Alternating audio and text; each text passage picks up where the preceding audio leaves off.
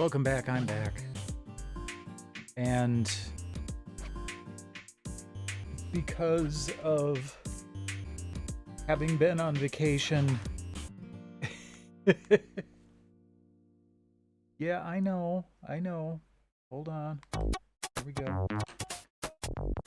But yeah, Siren's been in my lap for most of the day today because I was gone for a week. And when she's not in my lap, Teary is. So, yeah, she's putting up with this.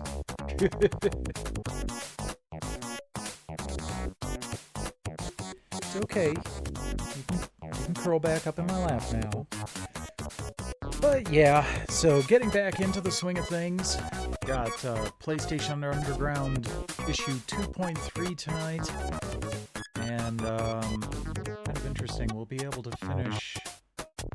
Oops, hold on. Oh yeah, they're all there. We'll be able to finish 2.4 before we finish January. So that's kind of cool.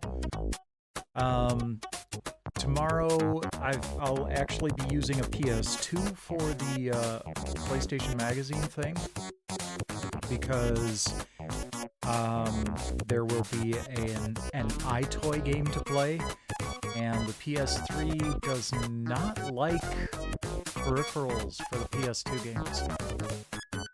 So I'll actually be on the PS2. Usually I play those on the PS3. And then we'll be back to Shining Force on Tuesday. Oh yeah, they definitely get a lot more affectionate after I've been gone for a couple of days.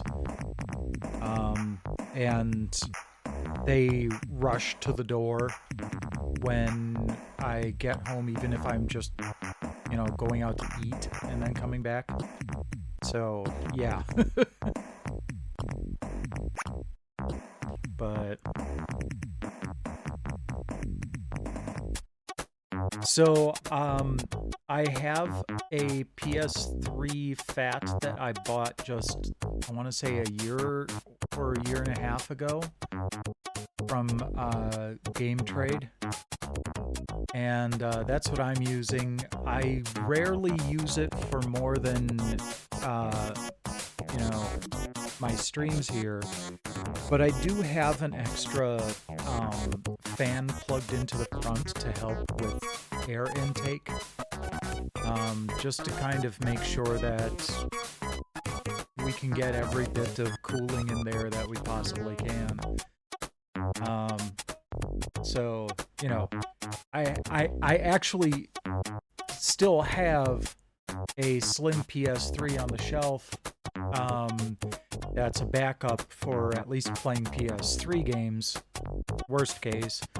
And then I just have to switch back to the PS2. So the streams will still happen no matter what. But yeah, I really wanted to do the PS3 for most of the PS2 stuff, just so I could get the best picture quality I possibly could on all of that. So that's fortunately been doing pretty well for me so far. But let's go ahead and get started. This one looks like it might be a disturbingly long amount of playable demos in the second half, so yeah, we need to get started on this.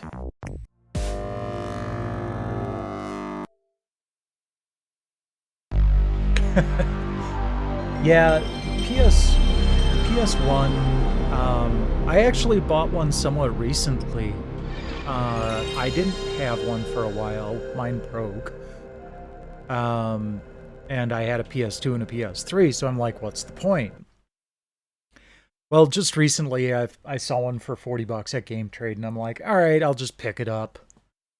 And I'm glad I did, because there have been a couple of demos that I needed to get gameplay footage of that did not work properly.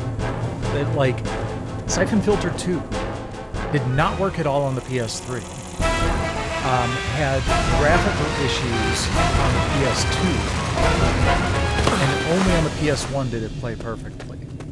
And Monkey King wouldn't play at all unless you were on the original PS1.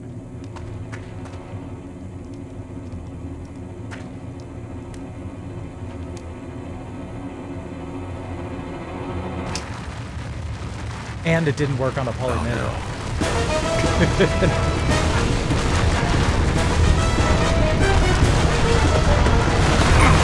Whoever this is didn't do the thing where you like swap a pouch full of dirt onto it. I gotta subscribe.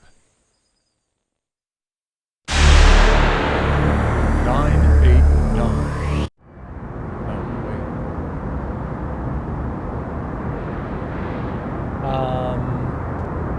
Okay, I'll turn myself up. That should be peaking higher.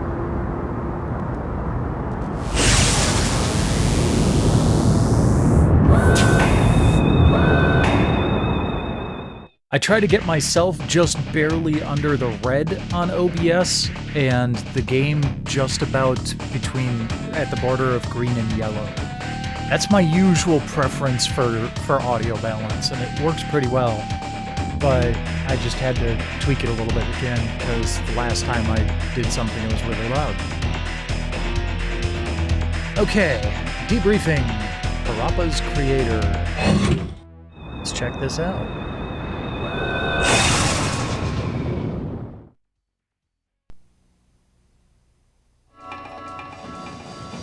Welcome to the Fruits Dojo. I trust that you are here to redeem yourself. There's a whole new genre of interactive music video games. Here's an inside look at how it began.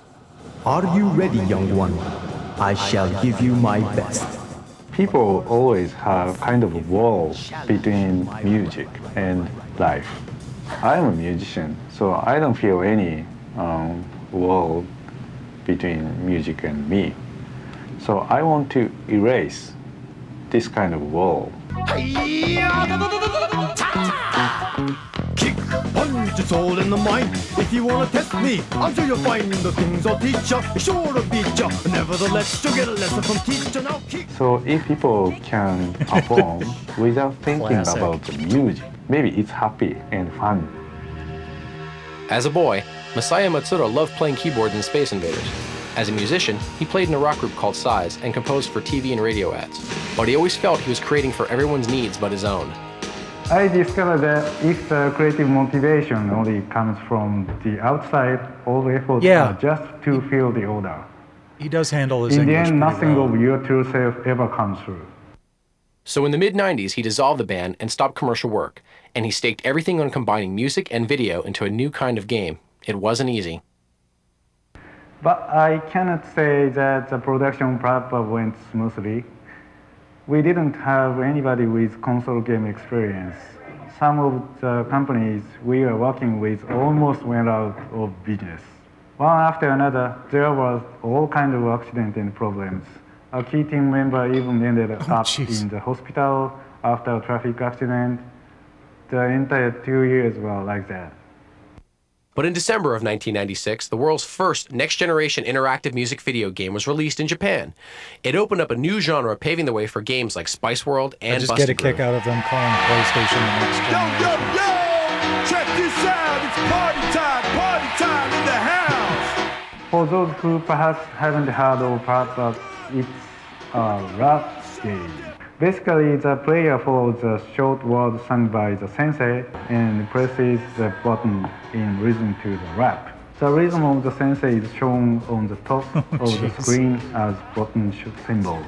The player just has to follow along and press buttons as shown to the beat.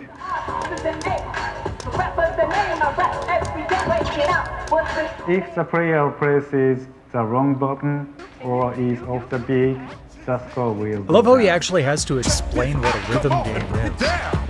That's another thing that I love about going through all of this stuff. All of these ideas were new. The game actually has 4 different soundtracks for 4 different player ranks, woven into a single track. You kind of get to hear them talk about rank, this the track changes new appropriately stuff in real that time. we all take for It's a granted breakthrough in 20, 30 programming. years later. I am a chicken from the kitchen, and I ain't kidding, although nothing is written. You are a chicken from the kitchen, and you ain't kidding, although nothing is written. That's why I chose PlayStation. This kind of technology is only for PlayStation. To attain a cool rank, simply following the rhythm of the sensei is not enough. The player must be able to ad-lib beyond the rhythm and button commands of the sensei. So I will show you how to get cool. Oh, I know.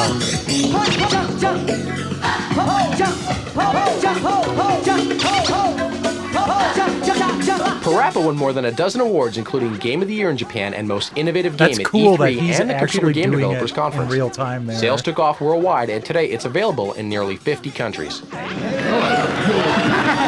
that he's not just the musician, but he actually gets into the game too. I love seeing that. Is it still a video game if there's no competitive scoring? To Matsuda-san, there's only one way to measure it. It's all yours. That was close. You still like to enjoy the game? Yeah.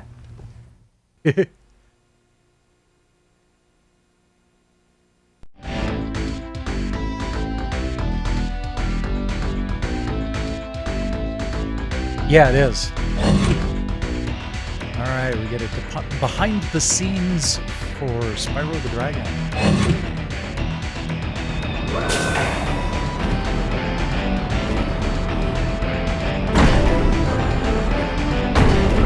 I think the one on the PS4 and PS5 are a remake of a PS2 game. Or just like a PS2 upgrade. Oh, we get a CGDC look too. Awesome. Well, let's check out Spyro first.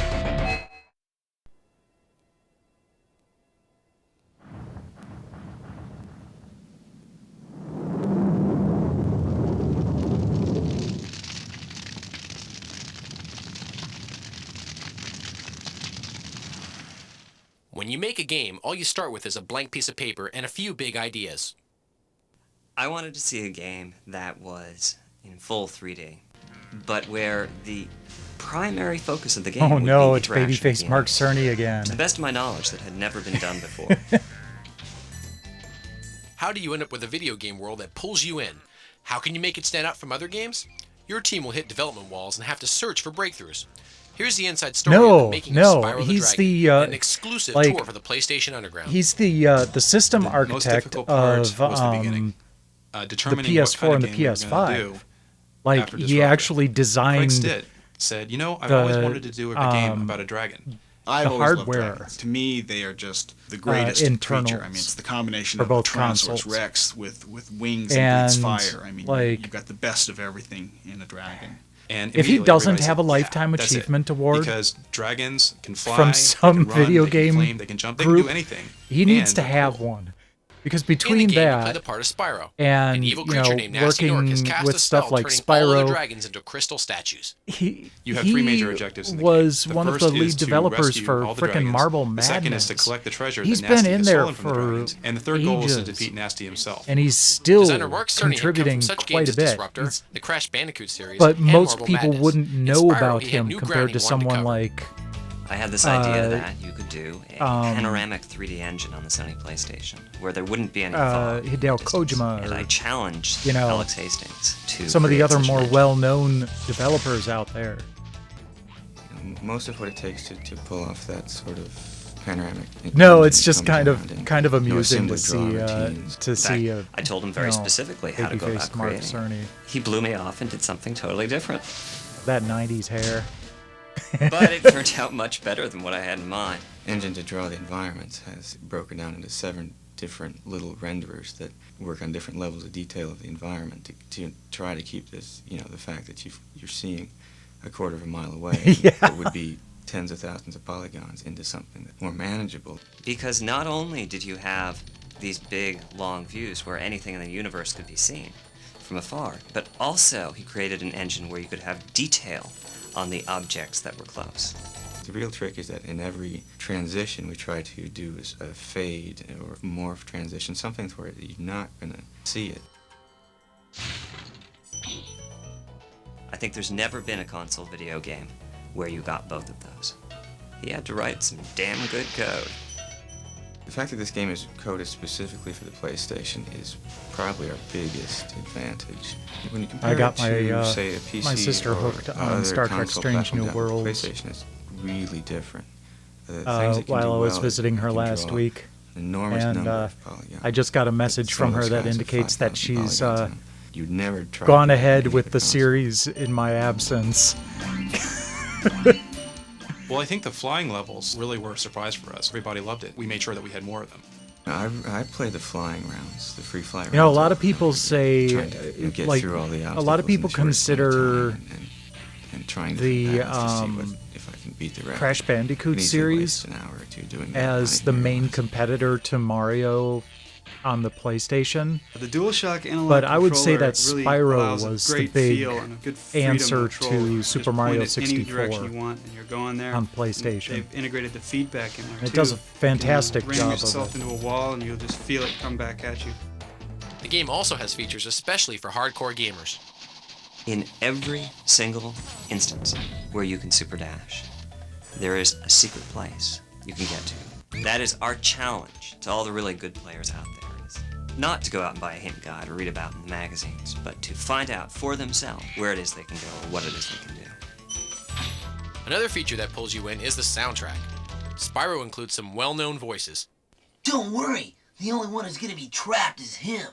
When we were putting together the voice of Spyro, we talked to Carlos Alazraqui first, and Hey, there's last, Clancy as it turned Brown. out. I think we went through about maybe 5 or 6 versions, you know, where he was like really, really young and had Lionel up in the nose, and then he was like really cooler and older, and they actually recorded something like that, but then they found out he was too mean. So then we just kind of did a mixture in between the two, where it's kind of like he's really kind of a go-getter kind of guy and kind of tough, but really kind of nice. Be on the lookout for North Commandos, Spyro. It's the other the, big voice part of the game is with the dragon. One of the voices Kurgan that we've relied on from a lot is Clancy Highlander. Brown, who's a well-known actor who's in Starship Yeah, Troopers. same guy. The dragons are freed from their crystal, and then they give him advice and tell him Yep, how to play Starship the game, Troopers also. cryptically, you know, to teach him how to fly, how to use the buttons, where to go, what to say, who to do, who he has to fight, who he doesn't have to fight. As soundtrack and gameplay come together, is Spyro a world that pulls you in? It's already had an effect on the team. Actually, now, if you walk around the office, a lot of people speak in the voices of the characters. What? Album, album, album. Oh! Ow. You can put that on the tape, I know. That's the only thing I'm going to have on there.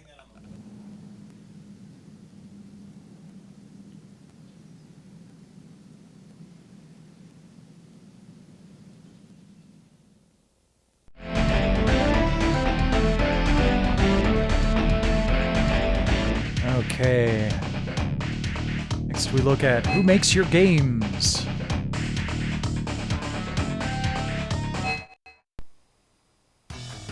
What's on developers' minds? PlayStation Underground takes you inside the world's biggest annual gathering of video game developers to find out. Every piece of intelligence in the known universe that it has anything to do with gaming is circling this little small area right now. It's kind of like being in the nucleus of an atom. I'm Jennifer Polka, and I'm the director of the Computer Game Developers Conference, now called the Game Developers Conference as of today. Our primary attendees are programmers, artists, audio guys, sound engineers, musicians, producers, level designers, people who put together the games. Well, I'm the mighty fat man himself, and I write music for computer games. Hopefully what we're going to do is meet with a bunch of publishers, and a bidding war is going to start up, and it's going to propel us to the top. Well, I'm really excited about the game development business because it's growing hugely. We had about 30% more people pre-registered this year than last year. Some figures say that it's about $9 billion in games this year. I've heard up to $18 billion depending on who you talk to. Oh, they're playing Forsaken. We're making this gladiatorial cool. death race fighting hoverboard game for the PlayStation called Slip Groove. Currently, we're working on a Sony PlayStation title called Monkey Hero. It's action-adventure top-down, 3D worlds with 2D characters, and you basically go around exploring, killing monsters, fighting bosses.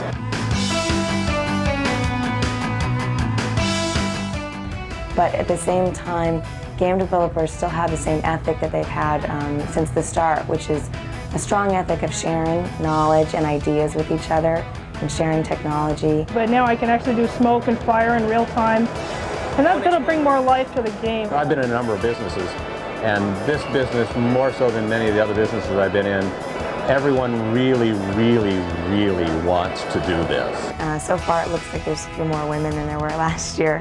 Normally it's about 95% male, but I've seen a bunch of women in the lobby. I came up with a game concept basically that is totally new. Seems to be okay here. It's basically aimed at a totally untapped market. And that's good for the industry because the industry needs to be able to put out games that everybody can play, and part of that is having women involved in the design process and the programming and production processes. There's sword fights, there's gun fights, there's Wild West, there's horses, there's bodice ripping, there's kissing, there's, you know, all sorts of really fantastic adventure, but it's from a very romantic point of view. If you want to be a developer, I'd be connecting to a Chicago come to the CGC server and meet a bunch of people. For one thing, it'll give you connections, but probably more importantly, it'll give you a sense of what people actually do when they develop games. It's not an easy job to have. Necessarily My favorite thing as a PlayStation fan is Shorty's move from Bust a Move.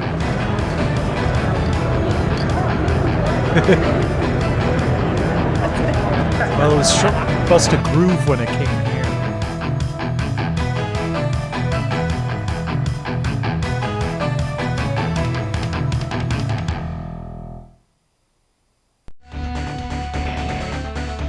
Okay, so we got those looks behind the scenes. What's next?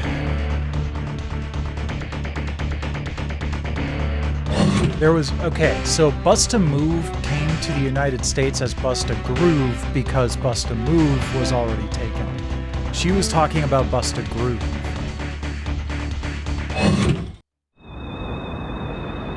Okay, so we're going to look at E3. E3 is the year's biggest video game trade show. This year, over 140 new PlayStation games went on display in Atlanta. We know you'd like to play these games yourself and see which ones are hot, but you're about to meet 4 industry pros who are actually paid to do this. Here's an exclusive Love the look at some of their AMD personal K6 favorites. shirt. Hi, I'm Mark Vitello. I'm Mike Foster. Chris Seehofer. And I'm Chris Colon in the third-party evaluation department at Sony Computer Entertainment. PlayStation Underground has asked us to check out some of the hottest games at the show, so let's take a look. Did he just say check a look? Hi, we're over at the Konami booth, and Is my that where first pick for Devolver the got show that? is Silent Hill from Konami. You play this guy who's lost his daughter. You were driving into town involved in a car crash. When you wake up from the car crash, your daughter's disappeared. The only problem is, so is the rest of the town. You can see fabulous lighting effect now. This works very well in the game to build tension. As you're exploring areas, you can't see beyond the range of your light, which means the monsters are going to leap out at you and be almost on your toes before you see them.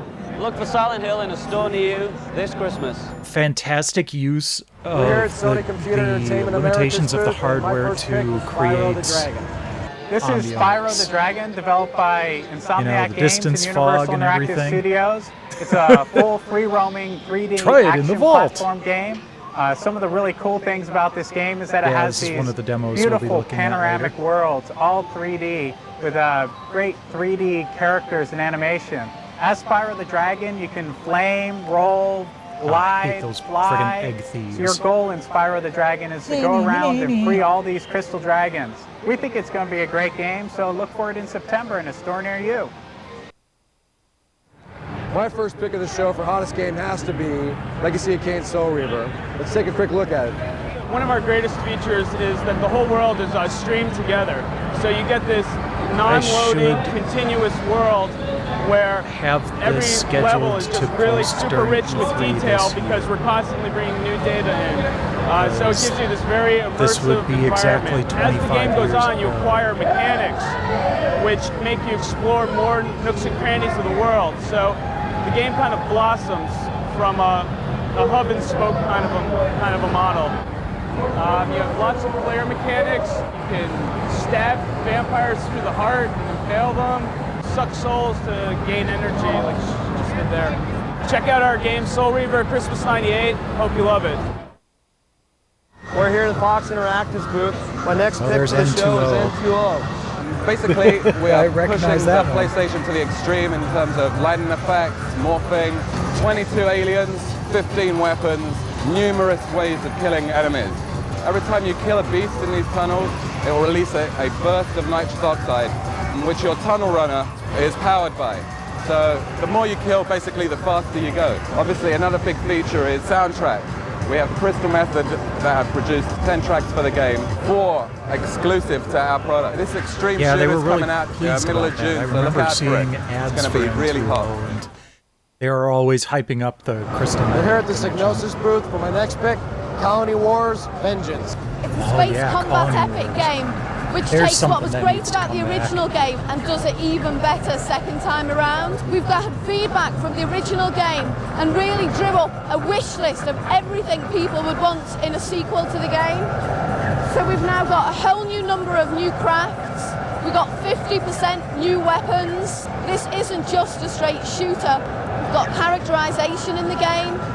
We've got these new mech creatures coming through, new bosses that you need to destroy. Colony Wars Vengeance is coming out early November '98. And as far as we're concerned, and everybody else who's been to this stand, this is the must-buy game for Christmas. I wouldn't go that far. My second pick for best but game it was of the show pretty is good. Psygnosis, and it's ODT. I'm presenting ODT, which is our new 3D action adventure game with ODT a strong was pretty RPG good. part. You have the choice of choosing between 4 characters. Everything is based on the motion capture engine. You have 4 weapons, a lot of spells to launch. Seriously, and of course, depending the way you live the adventure, you will PS accumulate some experience and you will be able to customize a lot of your character, improving weapons, constitution, spirit. You will be So able many to good use ideas that a lot are- of background, that are like just this stuck turret, for there. example, in order to And clean could very difficult benefit areas. from adding So the game is in beta dual now, it should be analog released support. near the end of the year. Like the original probably Armored November Core games, 98. I don't recommend. We're here in the Konami booth with the greatly anticipated Someone was Metal Gear asking, you know, with Solid. Armored Core This 6 game coming definitely out soon, promises what to live games up to should all the I, hype that was generated last year. other games in the Probably series the that are coolest already game out here should at I the show at try? E3. You play Like a Stealth character called Armored Solid Core 2 Snake. on PS2. He's a genetically engineered super soldier with was the at aim of least infiltrating made an from the Alaskan ground up base with dual to analog stop nuclear controllers. missiles launching against the US. There's some great enemies in this game with telekinesis control scheme that are throwing objects at you and shooting you at the same time. original PlayStation. Plus, we are making some really cool usage of PlayStation hardware. The DualShock controller, for example, every time you're spotted or shot, it's going to vibrate. Plus, there's some other hidden things we can't tell you about right now. You'll be able to see Metal Gear Solid for PlayStation in stores this October. Keep an eye open for it. Yeah, sorry, We're here but at the Atlas booth for my third pick of the no, show. again, nothing it's called against Brigandine, and it's a Colony strategy Wars RPG. Vengeance, Today we're checking out Brigandine, but which is developed compared in to the Japan. likes of Some of the features will Spyro be and it Metal has Gear 3D battle Solid, scenes, has and 50 some hours of gameplay, has all the yeah. elements of strategy and RPG mixed into one, Colony which Wars makes it a was really not good the game. It's like the must-buy best of both, game where it's like a of the combination of Christmas Ogre season Battle, in Tactics Ogre, Final Fantasy Tactics, that type of genre, and a little bit of your traditional PC type simulation, This is one I whereas you don't control your recognize. armies, vast armies, go to different kingdoms. This is going to be available in Christmas. You guys should all check it out. It looks it's a great game. kind of Ogre For Battle-ish. hardcore RPG great gamers, it's like a dream come true. Another one of my favorite games this year at the show is Colin McRae Rally from Codemasters. 48 tracks, all unique, end-to-end, representing the whole of the world rally series. 12 different cars, including 12 classics. Very intense physics model, built around the original Toka engine. There's rolls, there's crashes, there's deformation of the car and damage. You have to rebuild your car during the service stages, so it's as much a strategy element within the game as the handling your own ability to drive the car. So it'll be in stores later in the summer. You check it out. It's a great game. It's the best. That's it from E3. Those are some of the hottest games. See you next year. Did they actually have a kiosk for the PlayStation Underground at E3? That'd be kind of weird. Yeah, Legacy of Kain, Soul Reaver, Silent Hill. Sorry, Colony Wars, you were up against some heavy hitters there.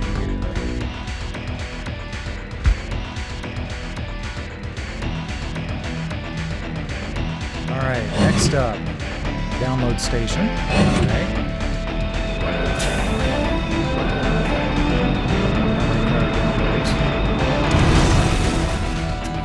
Okay. So we got one for Tekken 3. Gives you all the hidden stuff in Tekken 3. If you were to get the stuff in normal play, you would have had to defeat the game with all of the characters, receiving a hidden character each time you beat the game with a new character. To get Jack's other finishing move, you must beat the game with Jack without losing a round. To get Gong, you must defeat the Tekken Ball mode set to difficult. To get Dr. B, you need to defeat Tekken Force mode 4 times in a row. And to get all the hidden outfits, you have to play approximately 25 games with Jin, Eddie, Law, Xiao Yu, Gun Jack, and Anna. Good lord. Thank you for the time saver. It's kind of neat that they tell you what kind of time you're saving. This download gives you access to all the tracks in simulation and arcade mode. You also get a bunch of cars and approximately $2 billion. To get all these items in normal play, we're talking a few months of hard work. Yeah, no kidding. I remember the Viper being a good one in that game.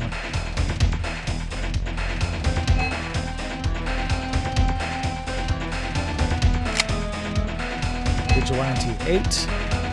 Gives you access to all the hidden characters and stages. If you were to get these items in normal play, you would have had to defeat the game in quest mode with all of the characters and complete all of the objectives. Simple to say, probably much less simple to do.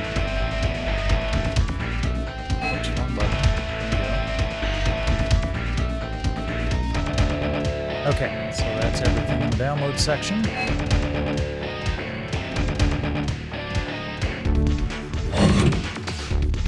We get to check in on Project Wormhole.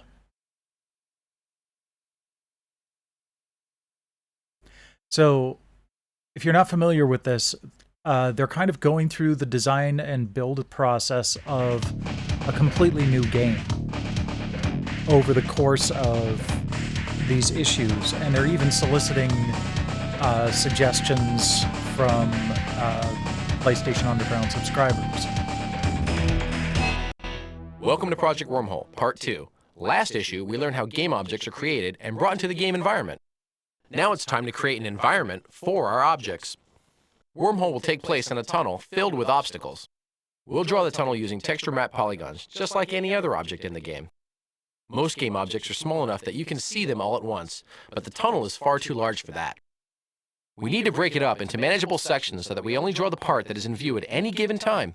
This makes the representation of the track very small.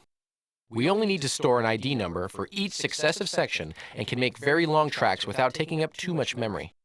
Also, how will we generate different levels in the game? One solution is to make prefab sections of the tunnel and then join them together to form a continuous track. Our world design problem has now been reduced to settling on the properties of each tube section. Now, let's plan camera control. As the car flies down the tunnel, we'll have the camera move with it so we can see what's happening. We want to be able to switch camera angles on the fly.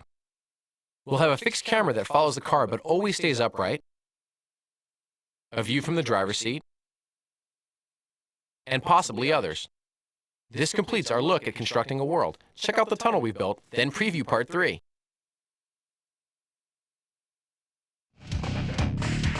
Well, let's go ahead and play it.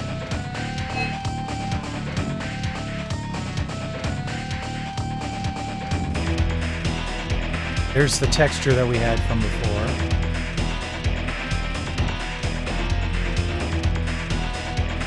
Okay, pressing R1 and circle is doing something. So same with square.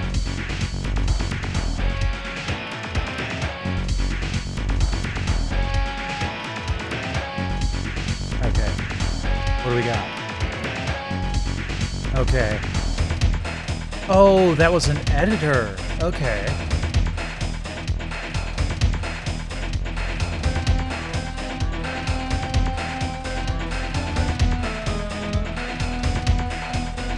Okay, hold on. So let's go back to the editor.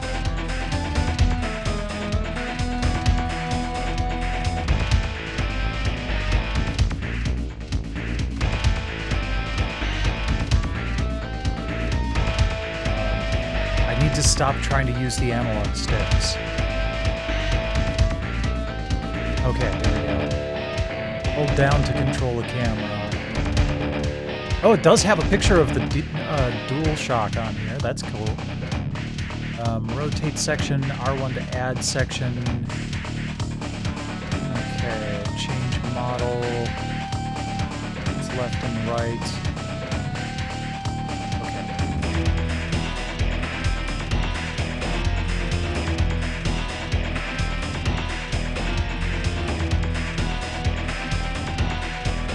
There we go. Now we're getting it. Okay.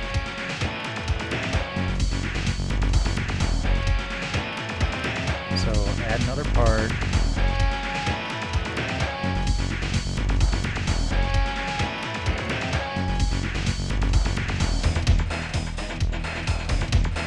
Keep coming around.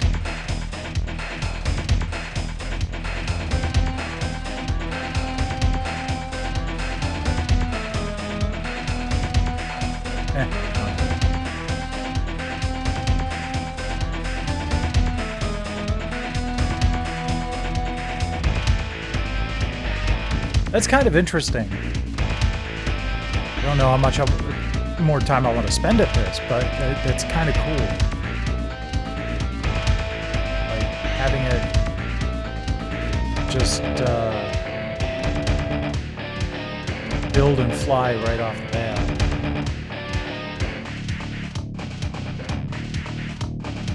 Well, let's see if I can bring this around.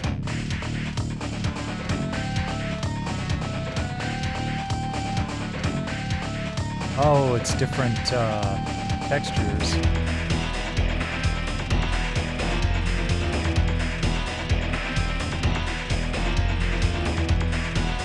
Oops.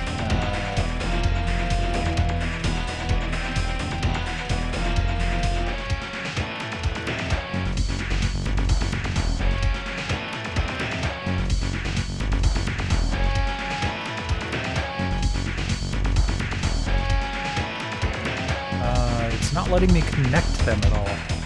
Weird. Okay.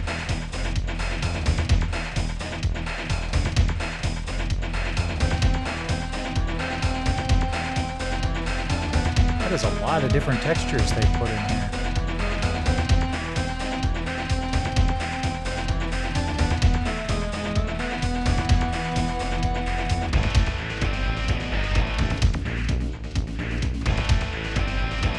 I don't really get to pilot the thing, I just push it forward, but it's still kind of neat.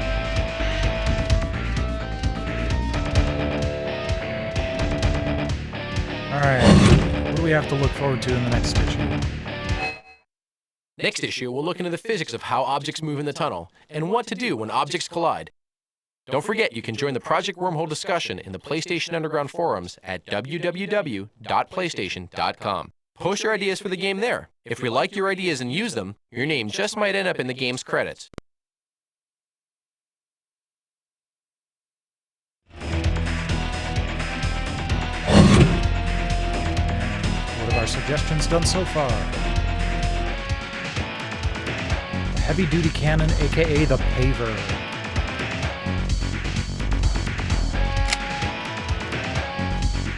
Jeff Norris.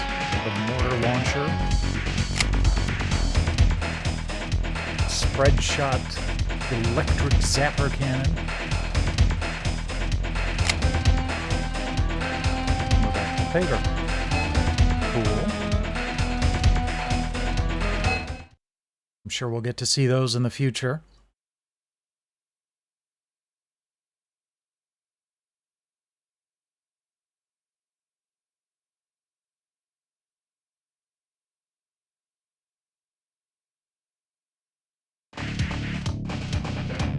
Okay, what do we got next?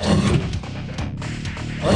Oh, it must have reset to the beginning. Yeah, okay. So we got Project Wormhole. And next we've got Tech Q&A inside your console. Except that's not the console I'm using right now, but we'll give them a pass. I'm sure they weren't thinking of the Polymega when they made this. If you want the hottest 3D game action in the comfort of your home, you've got two choices. Pay $2 grand for a computer with a 200 megahertz processor, 32 megabyte SD RAM, 3 accelerator card, 4 gigabyte hard disk, 3 PCI slots, 1 AGP port, 4 or megabyte pay a video fraction of that for a PlayStation. How They're does not PlayStation wrong. run 3D games at less than 1/10 the price of a PC? Let's pop the hood and take a look at its design advantages over the PC. We'll talk in plain language and look at 4 chips. Think of them this way. One is a juggler that manages information. Another is a math brain, which recalculates it. An artist draws from the calculations, and a palette and canvas give the artist room to work.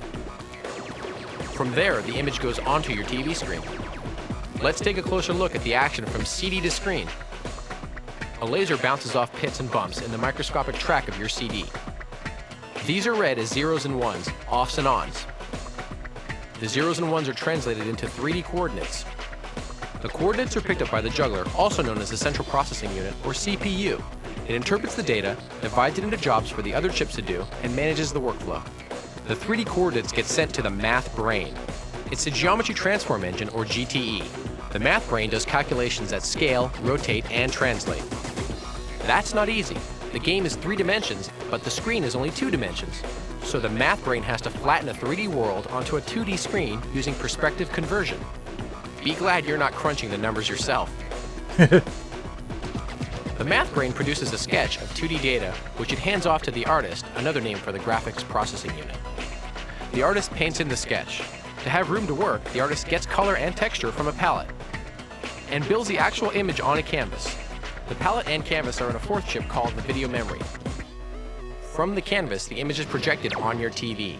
Meanwhile, you're going wild pressing your controller. That makes your console recalculate and redraw new images. Everything happens at 30 million instructions per second, so let your fingers fly. A PC does this work using about $2,000 worth of components. So how does a PlayStation do it for less than 1/10 of the cost? To be fair, a PC is designed for other roles besides 3D games. And because PlayStation is focused totally on games, it can deliver maximum gameplay at minimum cost. The most important game components are more tightly integrated in a PlayStation. For instance, this chip is both the juggler and the math brain, which increases the speed. In a PC, these functions would be performed by separate components. By being separate, they're more expensive to manufacture. In a PlayStation, the different key chips share the same communications pathway for faster response. Key chips in a PlayStation have a design dedicated to gameplay action. This helps 20 of the most important gameplay effects, such as running into the distance, happen faster with less number crunching. The result is a lean, efficient game engine running right now under your hood. Let's review. Off your CD comes a gazillion zeros and ones. The juggler fields them, the math brain converts them, then the artist draws them, putting textures on a palette and building the image on a canvas. The image goes from there onto your TV. Meanwhile, your fingers can just pound away. Play on. And that's not too far off from where it still is today. I mean, the whole point of a console is to be a dedicated gaming machine. And, you know, you can still get, like, it still takes a really beefy PC to match the performance of a console. I mean, not that big of a beefy PC, but still one that costs a lot more than what you would purchase the console for.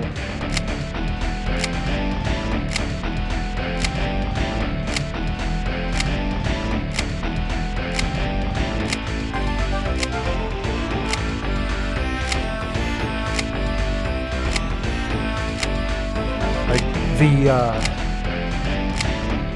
requirements, the PC requirements for Returnal are pretty substantial compared to some of the other PlayStation games that have made their way over from the PS4. And the PS4 conversions apparently work really well on the PC, but, you know, those have also been extremely optimized. And to play some of those PS4 games at a good rate on the PC, you'd still need a lot more than the $200 worth of hardware it would be to buy a PS4. Probably even the $500 it would take for a PS5, you know?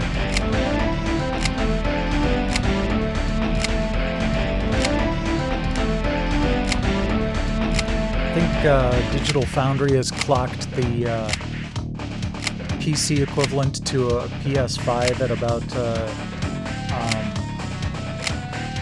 GTX 2070, but it also has ray tracing support,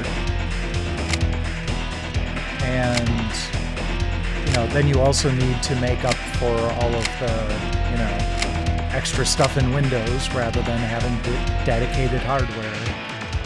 Plus the PS5's architecture is extremely streamlined. Hey there, Infamous. Welcome, welcome.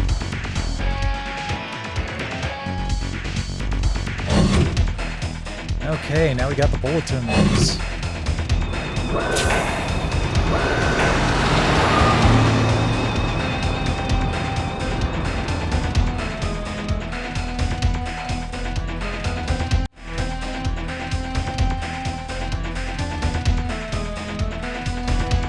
Oh, nice.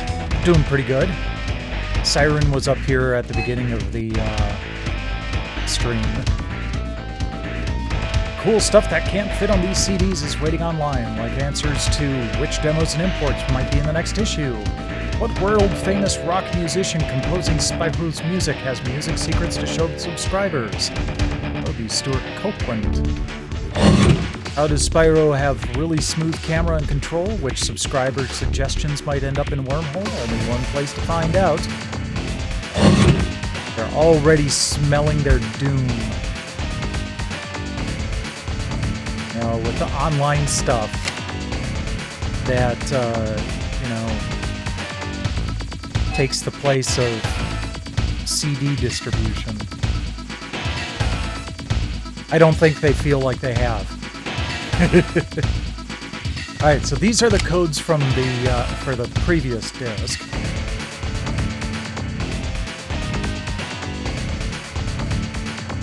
I've got the codes for this disc on hand, so we'll get to those shortly.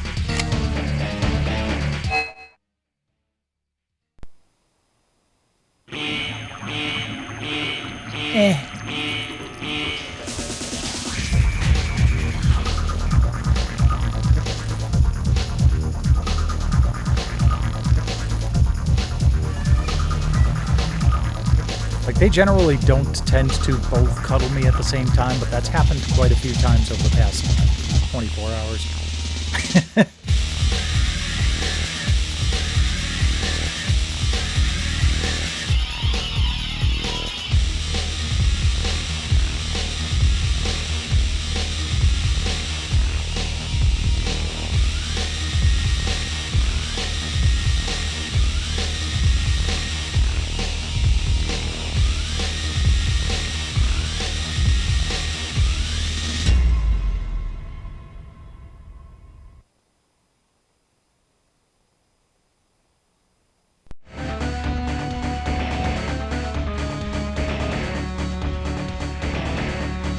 Kids merchandise. Neat.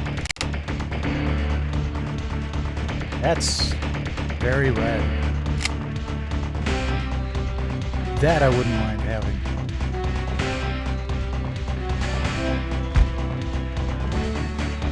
Oh, Siren definitely defers to Tiri.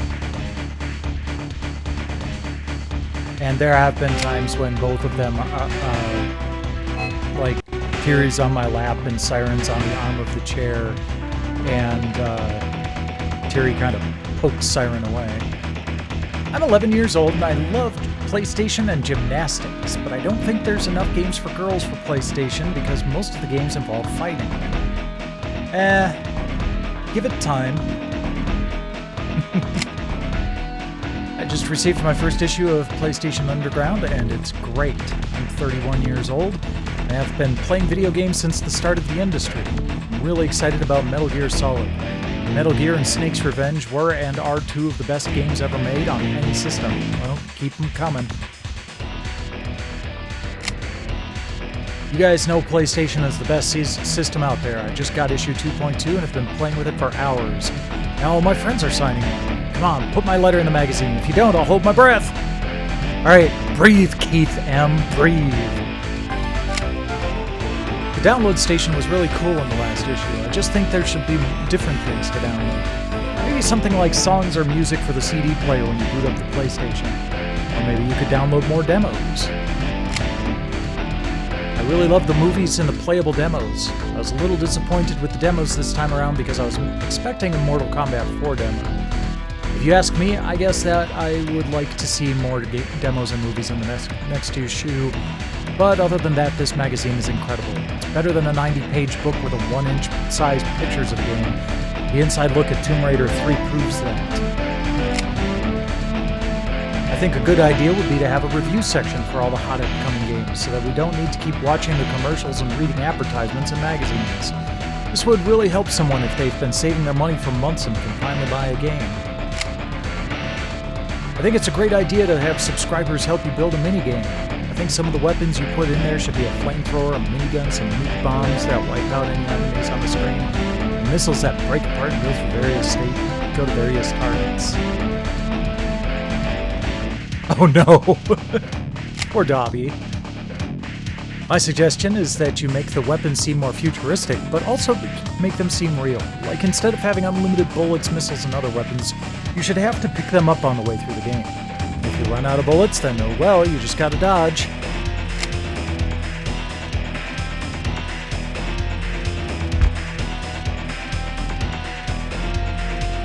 Next transmission.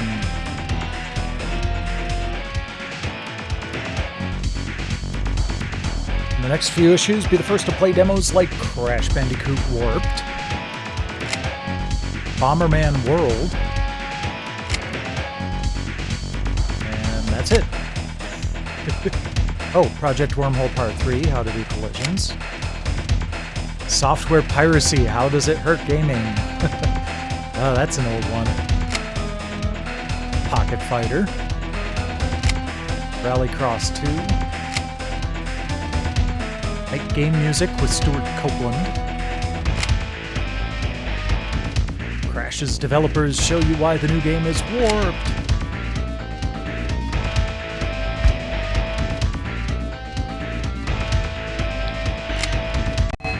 Credits.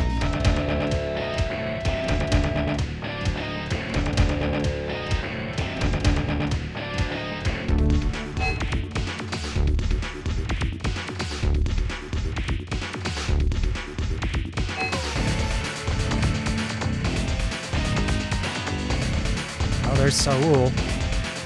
They actually do a profile of Saul Villegas on tomorrow night's official PlayStation magazine disc. So we got that to look forward to.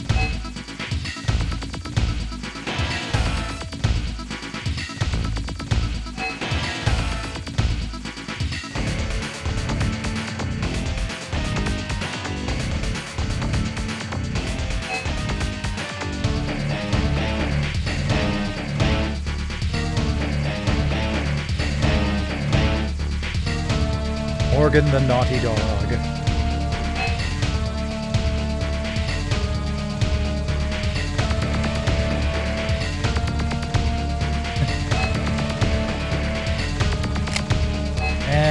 fine print.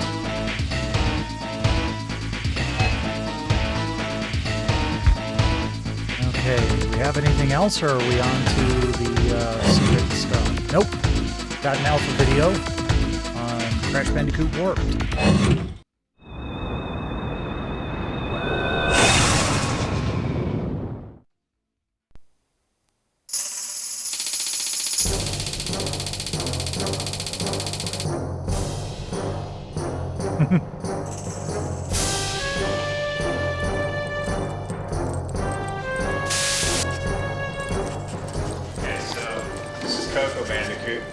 Crash's sister. This game she's going to be riding on a tiger. She's a playable character. And over here we have Tiny the Tiger, who was one of the characters in Crash 2. This is Crash in Time, so this time we're going to be fighting against Tiny in the Coliseum. He's a Roman gladiator.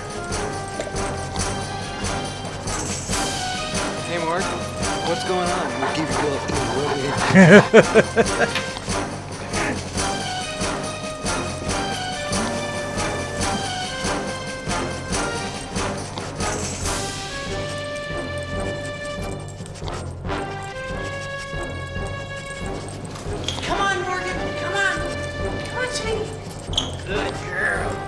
Great footage.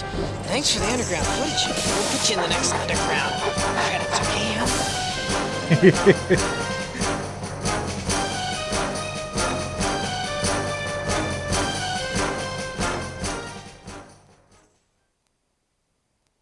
What a good dog. Okay, so we're all done with this stuff. Got only 2 codes to work with. Square circle, square circle. Super Machine Gun code and a movie player in Contra for the PlayStation. Didn't that come to the PlayStation as Neo Contra? I can't remember.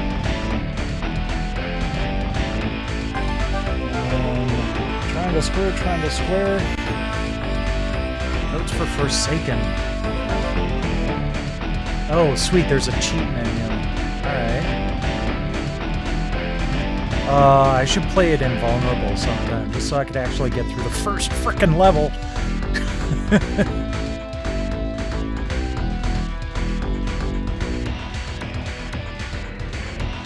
Okay, so we're done with Disc 1.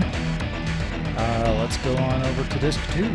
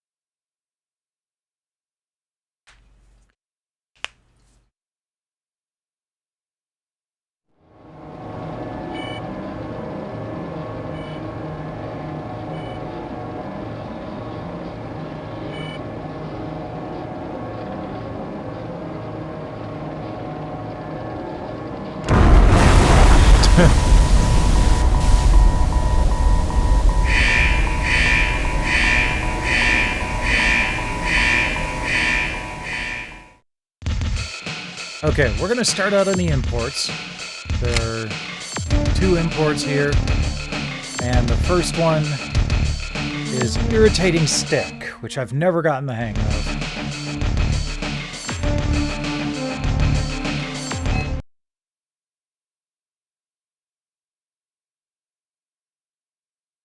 But we'll give it a try anyway.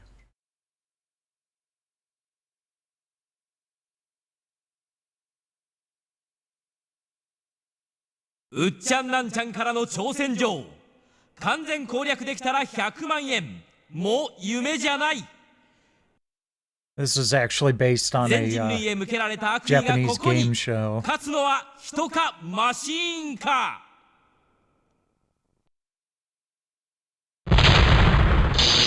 さあ炎のチャレンジャーよ今こそ立ち上がるがいい The You got it.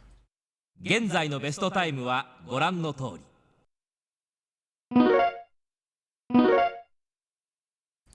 Oh, yay, something I can read. Please wait. 選択可能なコースはご覧の通り。さあ、チャレンジャーよ。心して選ぶがいい。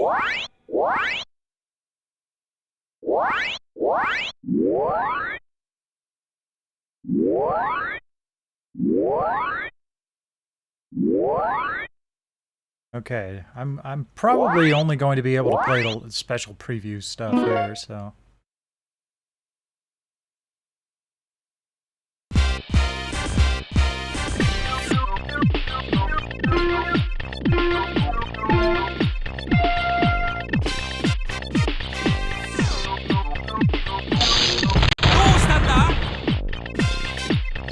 Yeah, I don't need a replay of that. I screwed up really quickly.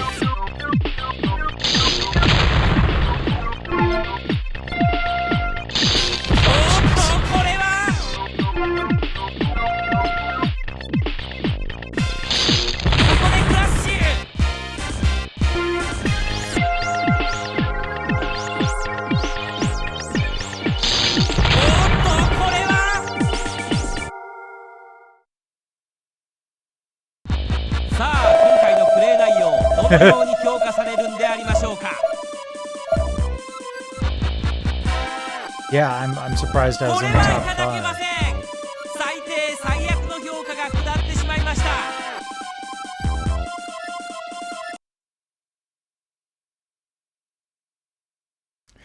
Yeah, so there's a trick to that game, but I've never gotten the hang of it.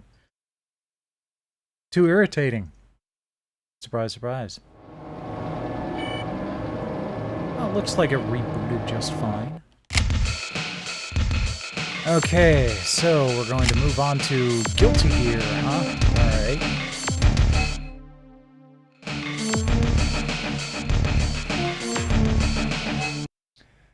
I always get Guilty Gear confused with Metal Slug.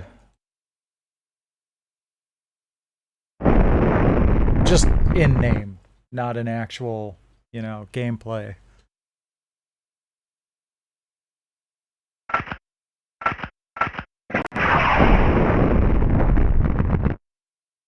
Kaboom! Okay, I like the character select screen. It's got an interesting flair to it.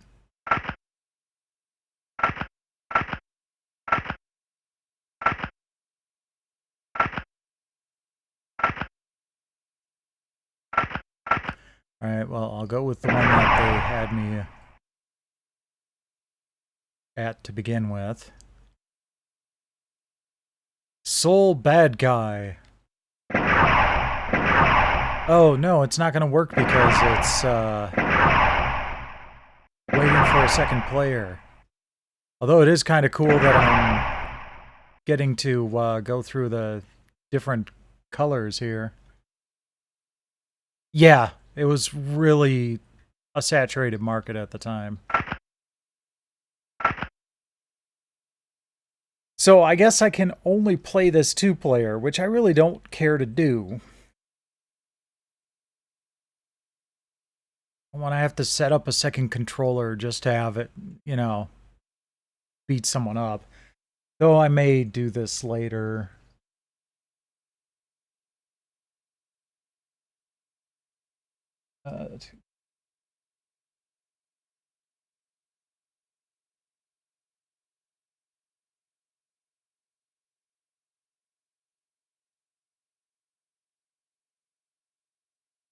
Oh, I'm sure.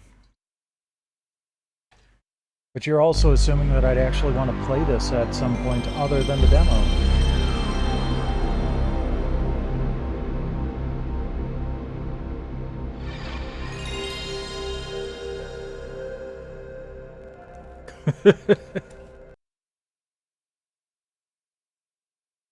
And I know that always sounds like kind of elitist or, you know, snobby, but I just don't have the time to play all the games I want to play, much less all the games that, you know, I should play. Alright, next up is turboprop racing. Looks simple enough.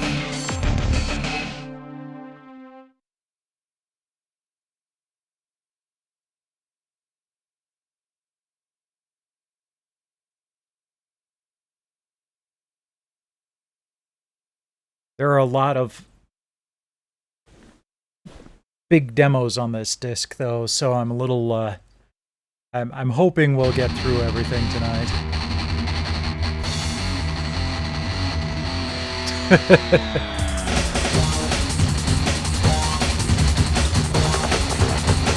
Is that what you guys were talking about on Discord, where you're trying to get, is that like a way to play arcade stuff over the internet? So like you can load that into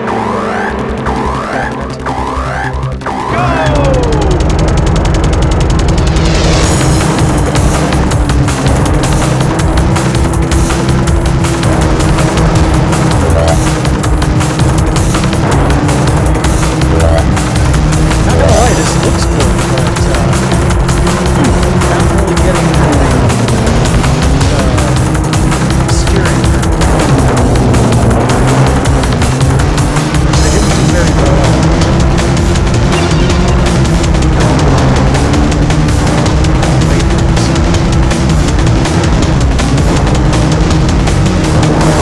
It just doesn't feel quite as precise as something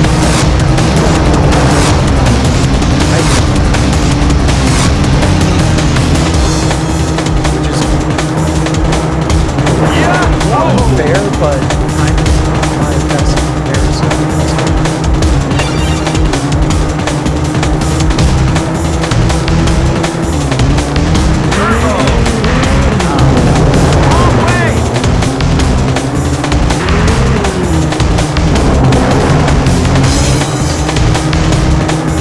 So I probably need to use turbo to keep up with the rest of the pack.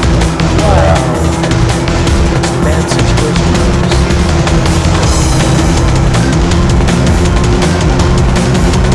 Yeah, I know. It's the game. The game is good. I need to turn it down. I don't want to pause usually when I'm in the middle of it, because then I need to cut it out when I'm splicing the game.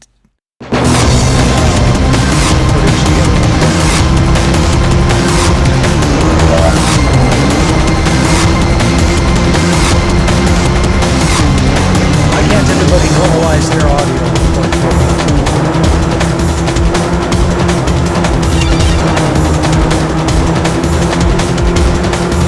Hey, damn bitch, you're out music.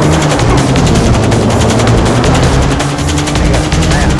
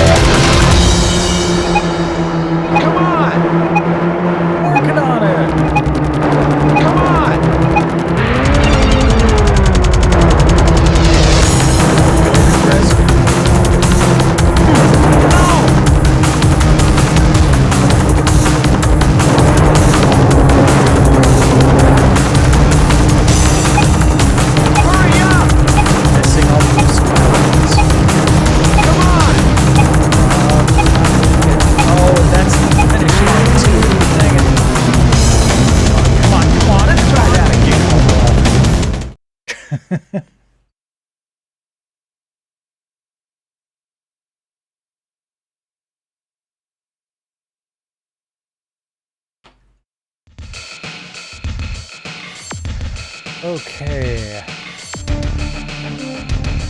Next up is Medieval. But the game locked up. Interesting.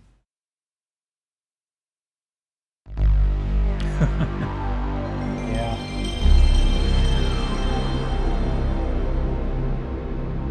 Just in time for that lovely piece of audio.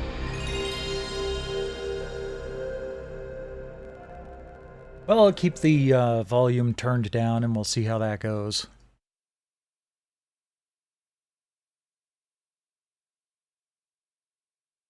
The pre-rendered videos always tend to be a bit more quiet. Plus you have to hear speech, so...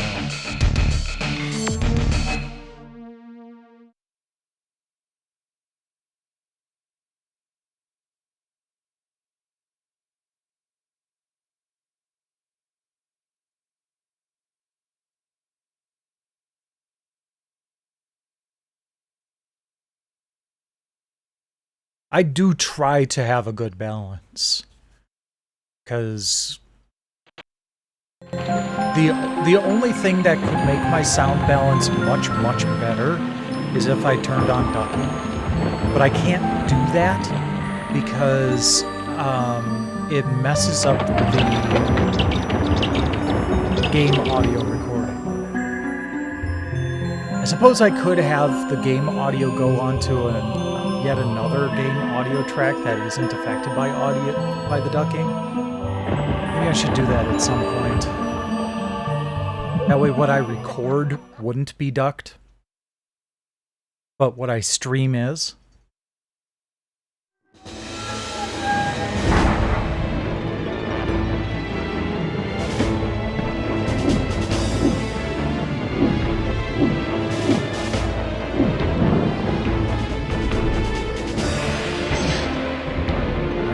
See how long this is going to take. If I remember correctly, the last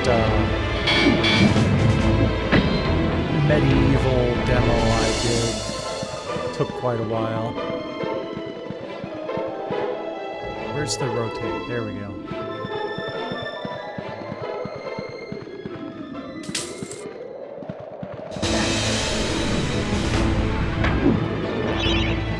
Welcome back to your beloved gallows here. The stinking dead have risen up to dance with the lifeless living. You want to do it all over your dead body.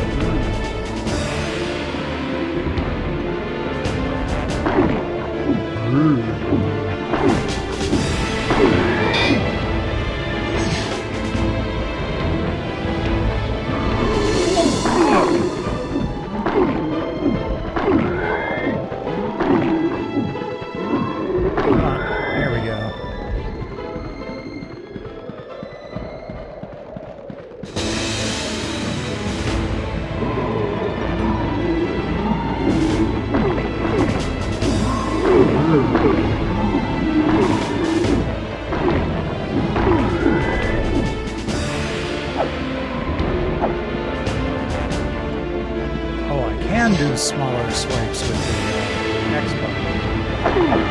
For some reason I didn't think that worked.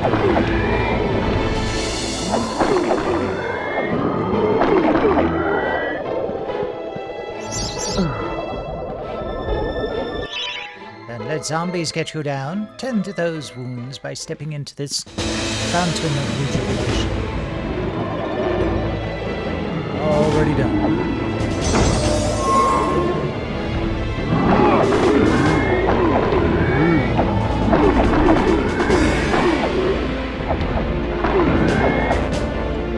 That'll be good. Chaos Room.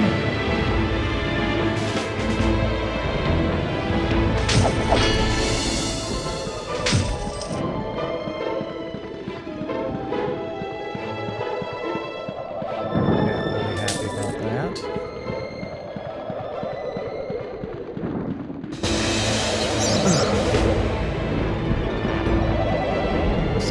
that really quick.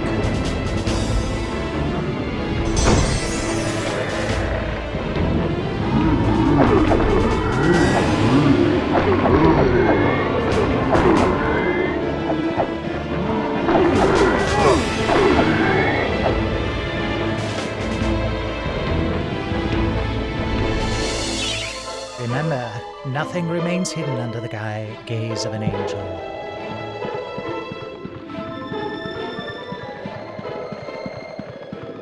Okay. I think I need to turn that.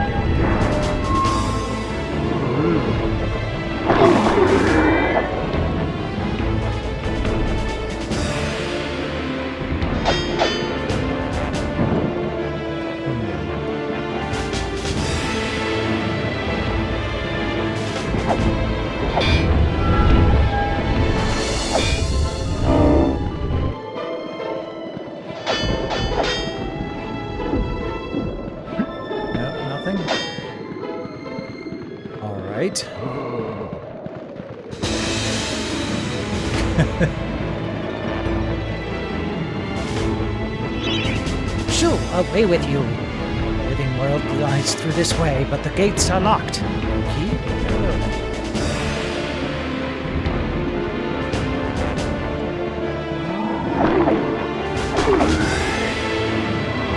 Actually did submit some line reads for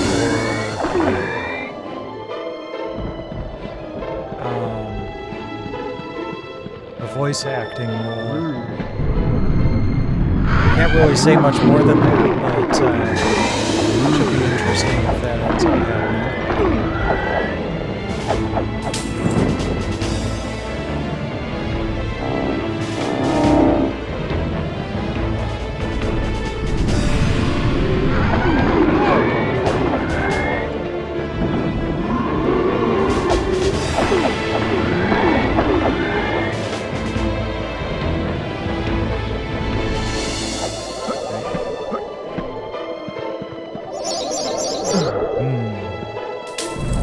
Yummy health.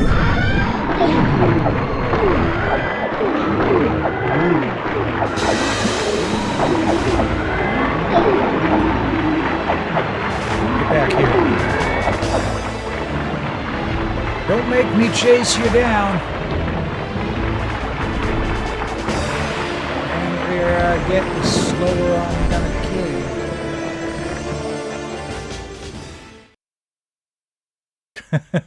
I don't know how you're getting Anakin from that voice.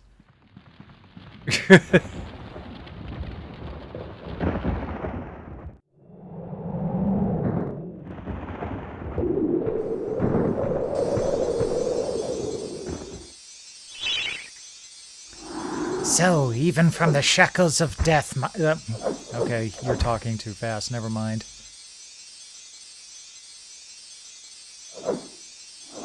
Well, now that's your fault, because I've got my voice levels from where I usually have them.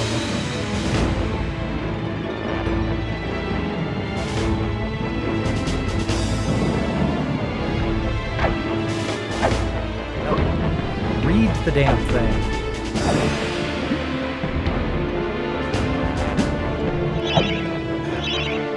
Some obstructions can be smashed down with clubs and certain other weapons. Try experimenting.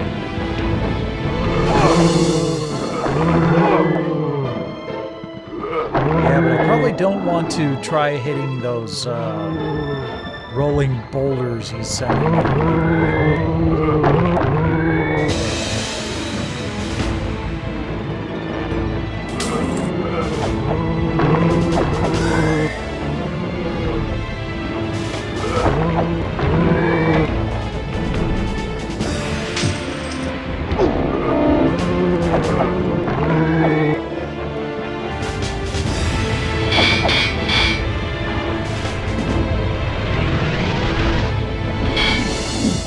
Nope, that didn't help. I am, like, having a hard time reminding myself that I can't use the right analog stick to turn the camera.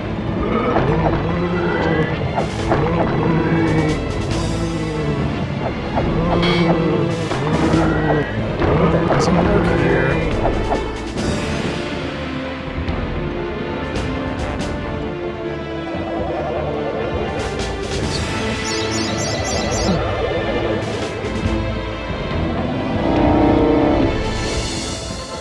Of course, there are also some times when I can't actually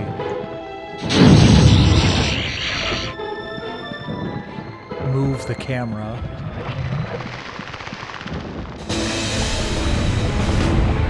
I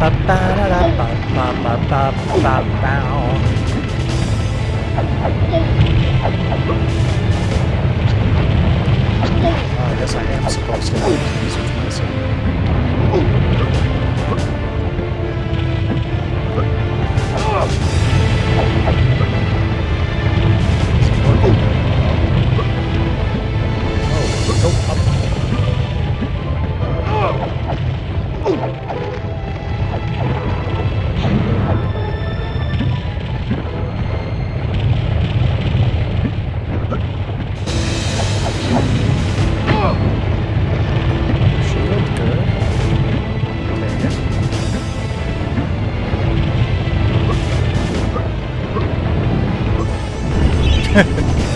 We failed the master, we give our lives.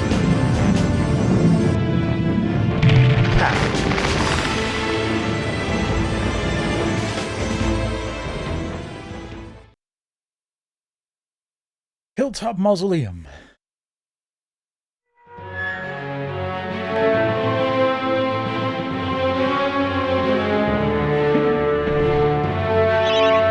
You're entering a house of pain. Rumors abound of evil doings in the secret catacombs below this very hall. Sounds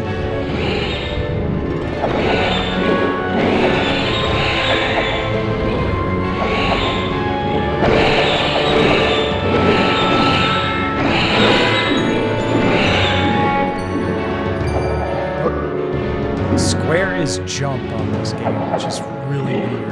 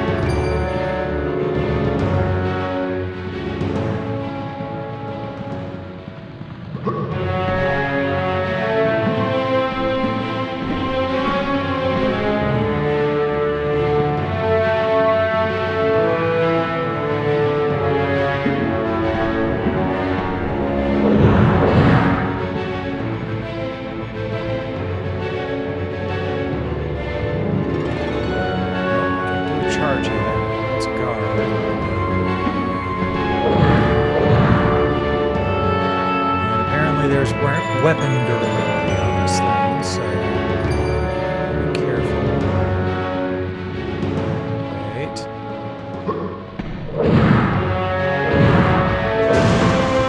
Ah.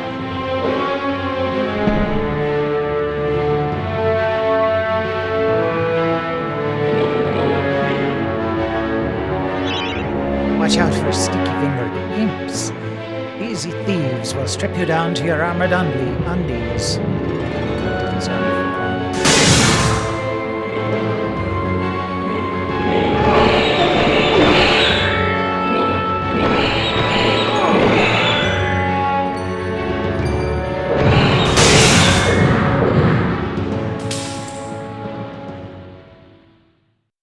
Time's up, I guess? Yep, okay. I don't mind these long demos being timed, because that makes it feel like I'm, you know, playing until they would normally come to an end, but still kind of moving things along, which is good for time management.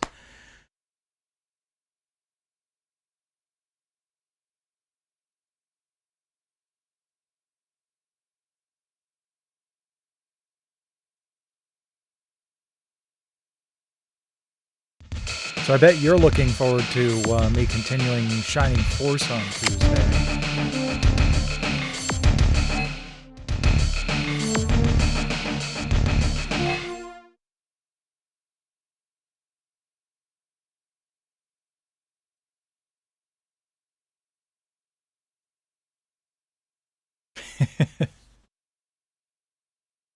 I was getting my going live tweets ready earlier tonight. And I was this close to actually tagging you in the tweet. Thank you for releasing me. Free the dragons in the artisan world, then seek out the balloonist. He'll transport you to the next world. What about Nasty Norg? That's all I can tell you. What about Nasty Norg? I want to flash him. Or flame him, or... I can't remember what he says in Spyro 2.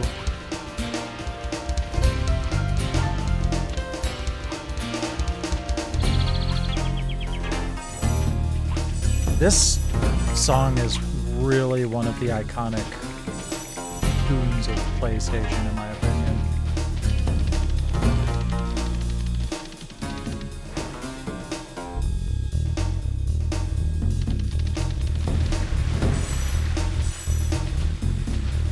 Of course, this has proper mixing, so you might not hear it quite so well. Where's Nasty? I'll torch him. Oh, there we go. Go after some sheep first. Those little creatures release butterflies, which Sparks the dragonfly eats. Sparks protects you.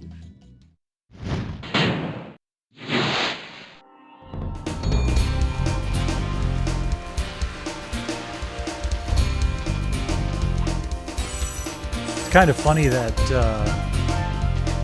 you know, one of the big things in early CD games was, you know, CD audio. Using just actual CD audio tracks on the disc. But then they started realizing, wait a second, we can get a lot more on there if we compress the music instead. So unfortunately, Red Book audio did not live for very long. Wonderful when it did, though. Spyro Last of Us crossover.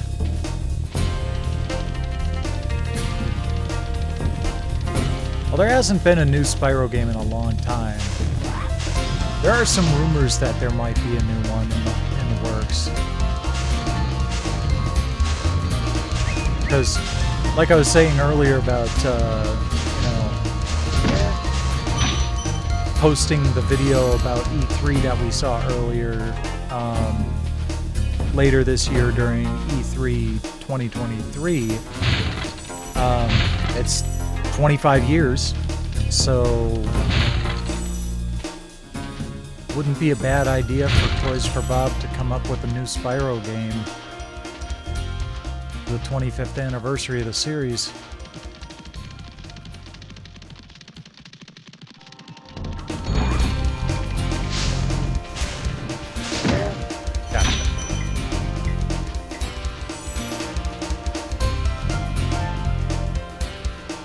I played through the first game, but yeah, I never really, like, got really hardcore into it. But I recognize it for the you know, gaming legend it is.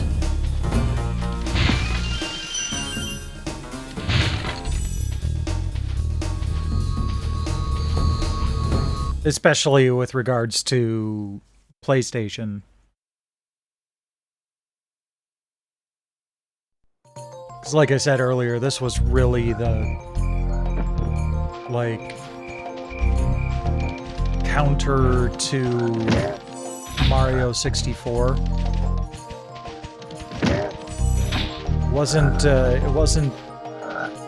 Crash Bandicoot, it was Spyro the Dragon.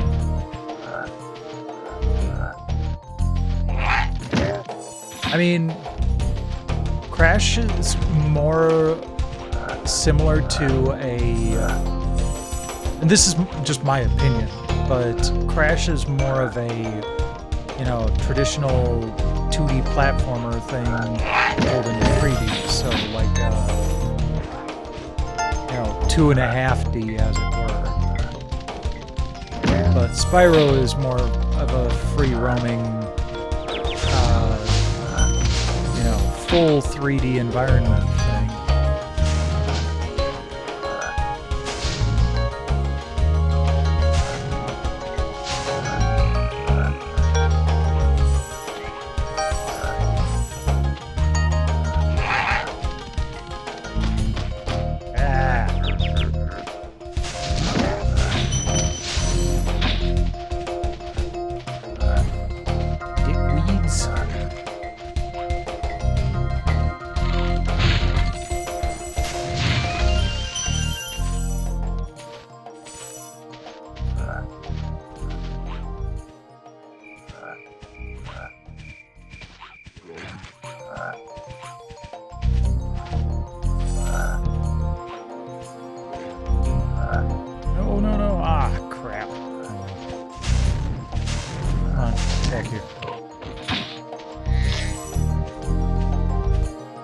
Yeah, it's a little tricky, and I think part of it is because most people didn't have analog sticks when they played this the first time. But... and I would say that the...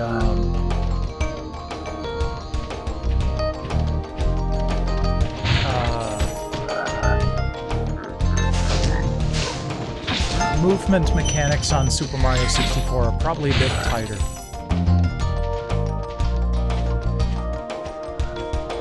But in general, I think the gameplay mechanics are a little bit better on Spyro.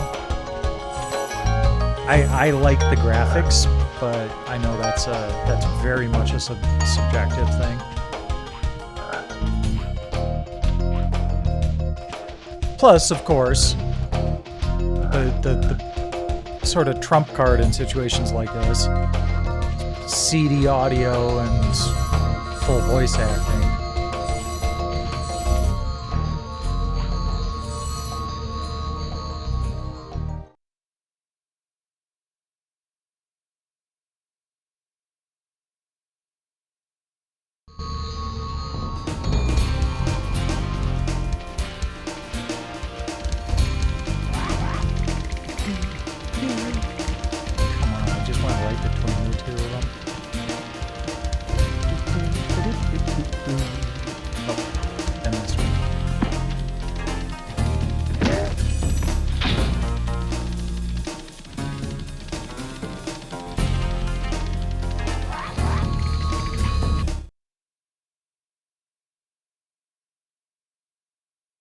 Gotcha.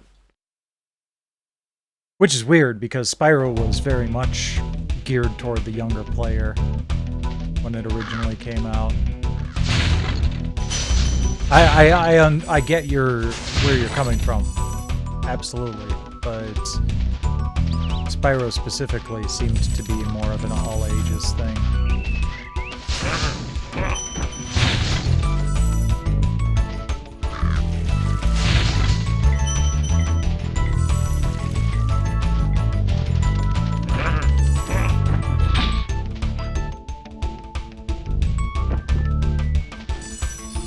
What's funny is now, well, if the ABK acquisition goes through, then that would mean that Microsoft would own the rights to Spyro and Crash Bandicoot as well, because those are currently with Activision.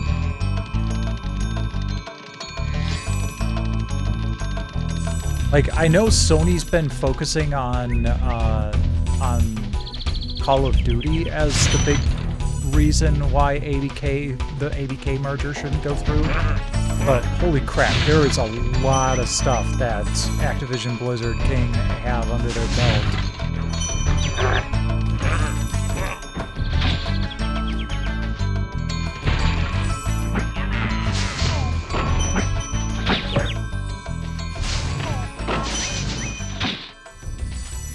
realize, dude, that if you bonk me on the head, I'm gonna have to go after your sheep even more.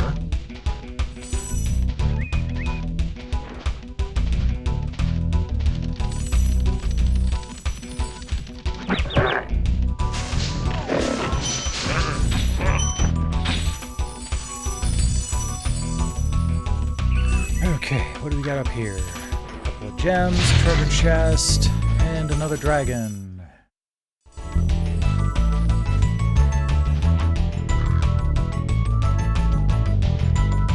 Another fun thing about Spyro was the complete lack of draw distance fog.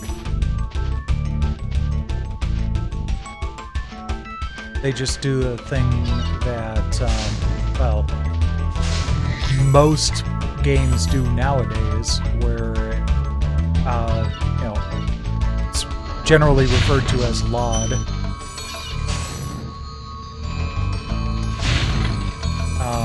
But, you know, stuff drawn far away has less detail than stuff drawn up close.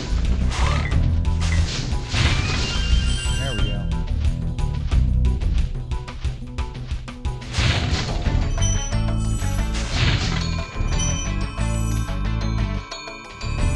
More Mark Cerny technical wizardry. Oops. I need to do that.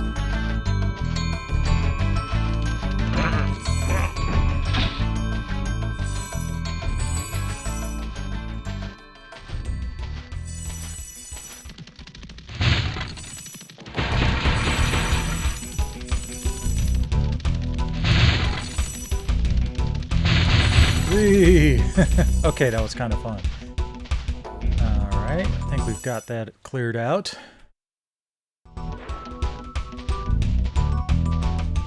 I wonder if they just couldn't fit the voices in for that stuff, or if it's just wasn't ready by the time the demo went out.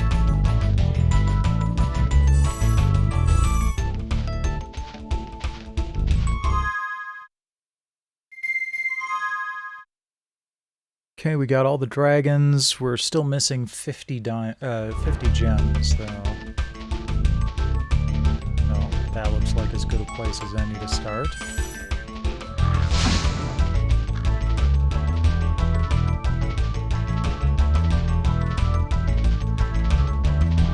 I've already been through here. But I do need to go back up here so I can get back to the outside area.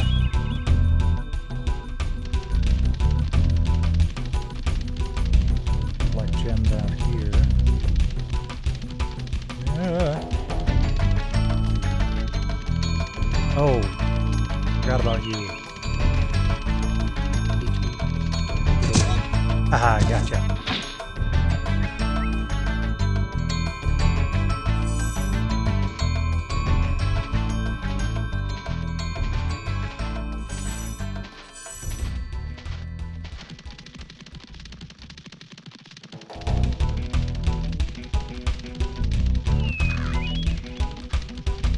Okay, so we got that side.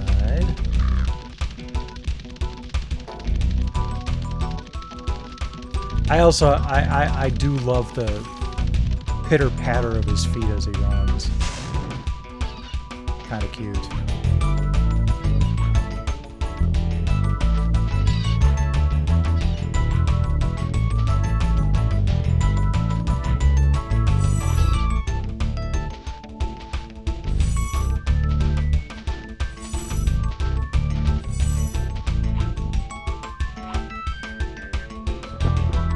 Okay.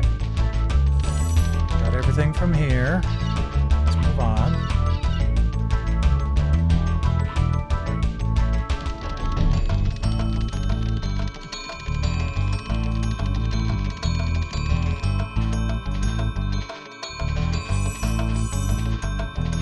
I'm also kind of waiting to see how long it takes for the timer to kick in. Did with Medieval.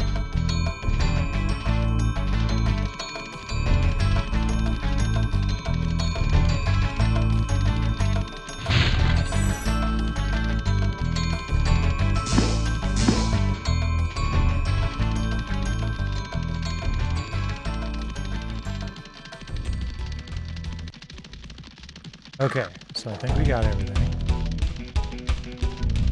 Just gonna keep going around here up to this area.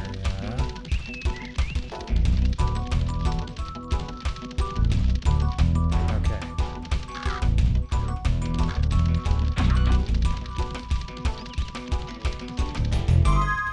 How are we doing? 30 more to go. Kind of figured I hadn't hit 50 of them.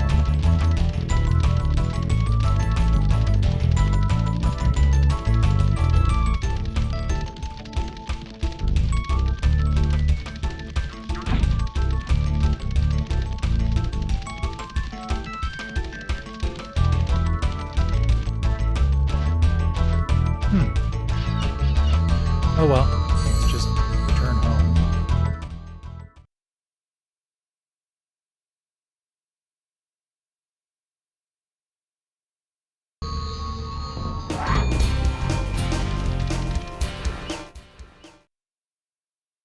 Ah, there we go.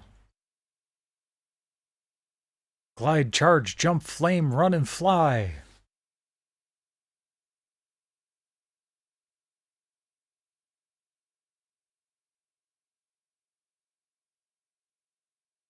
Real-time animated dragons.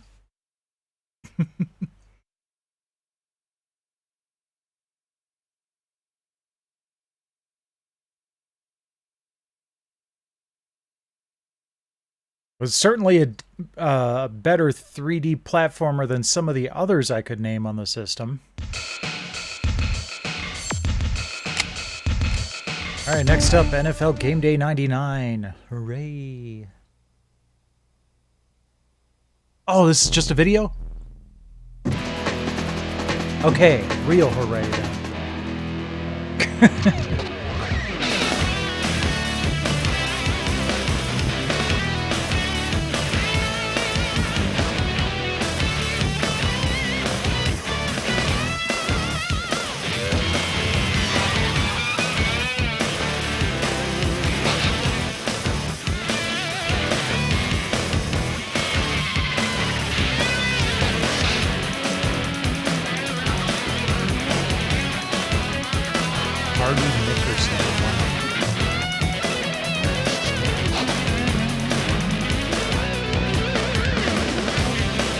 Authentic football intelligence.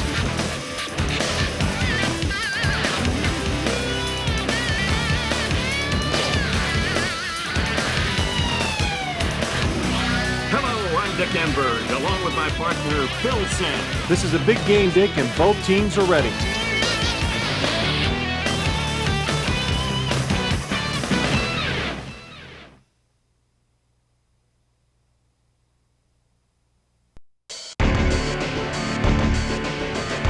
Right?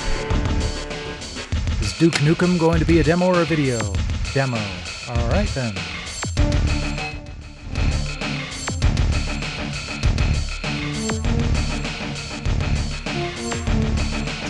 Sidestep. Walk, cycle mode. Fire is X. Square is jump again. Ah, that's weird.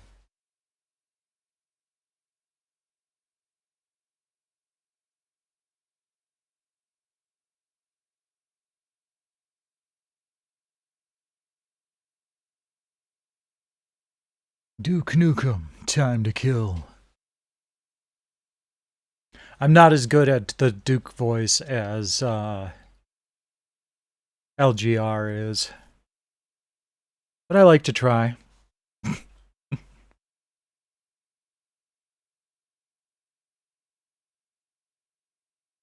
Looks like it's time to kill.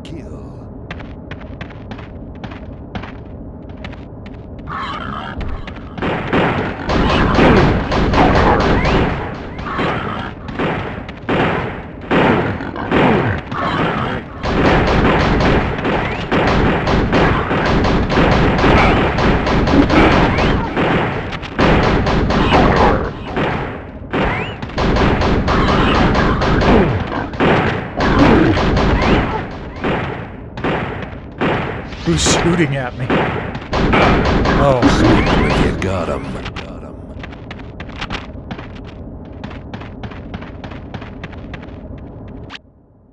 I didn't see how I'm supposed to swap weapons.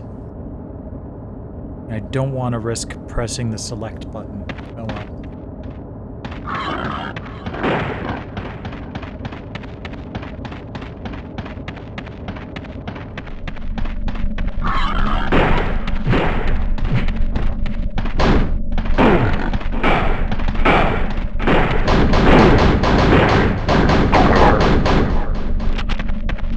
I like that there's some auto-aiming on this.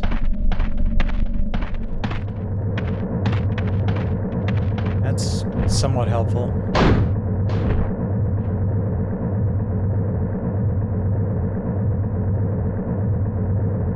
Okay, holding down the X button doesn't do anything. Damn.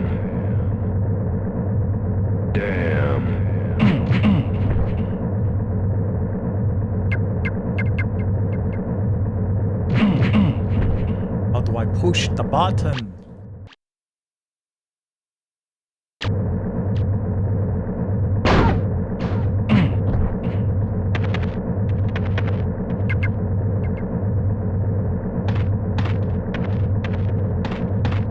Fine, just go back out this way. Oh, subway security key. That's why.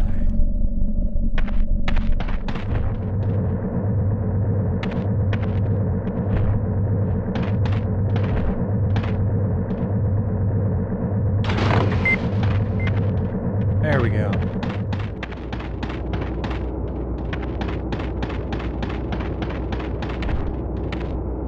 Oh yeah. Ooh. Laura, is that you?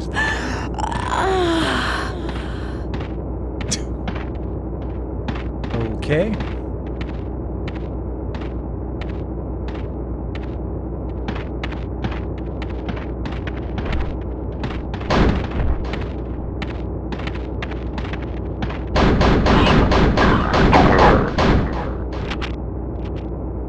Alright. I was able to shoot through the glass.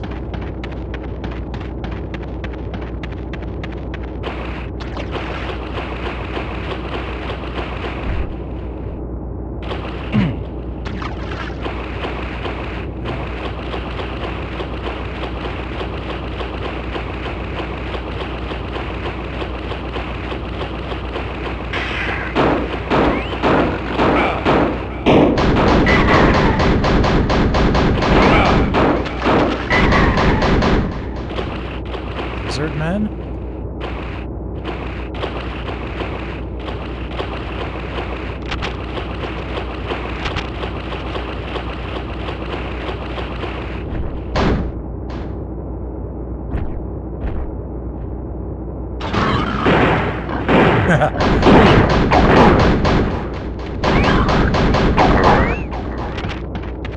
Packing heat.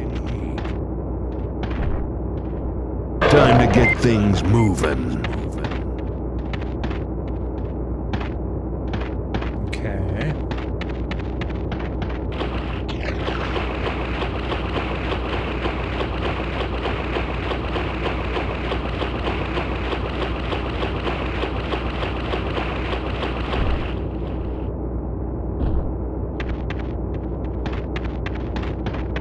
Oh, this opened.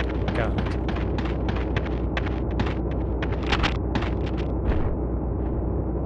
All aboard!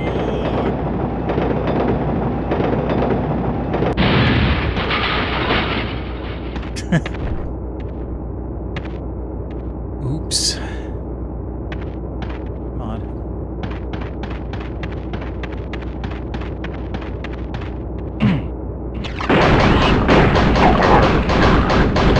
Smoke if you got 'em. Yay, explosions.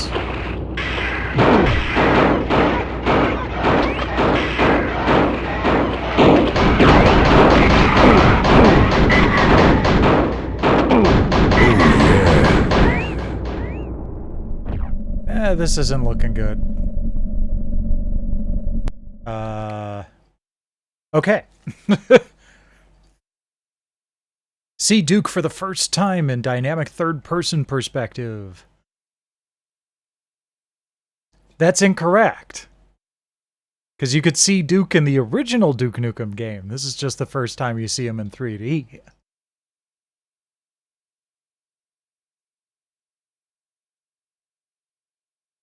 And I'm pretty sure in the first Duke Nukem 3D there were mirrors that you could see him in.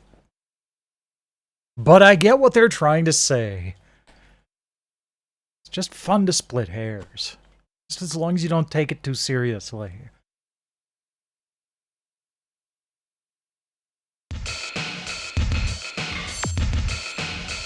Okay. Next up, video for Batman and Robin.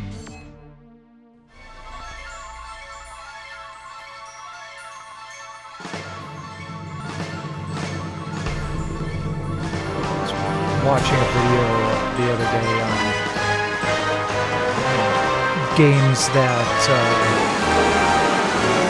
pushed system limitations, and this is actually doing 3D stuff, which is kind of cool, but man, the Batman and Robin game on the Genesis, that is impressive.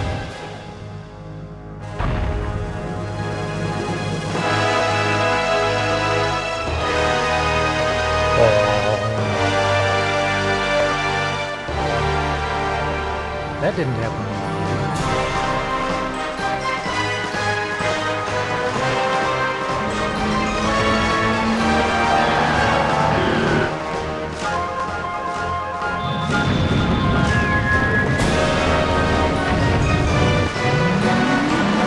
Kind of impressive that they got the free roaming.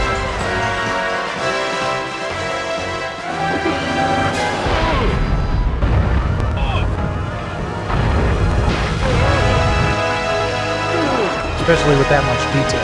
I can see that the draw distance is pretty close.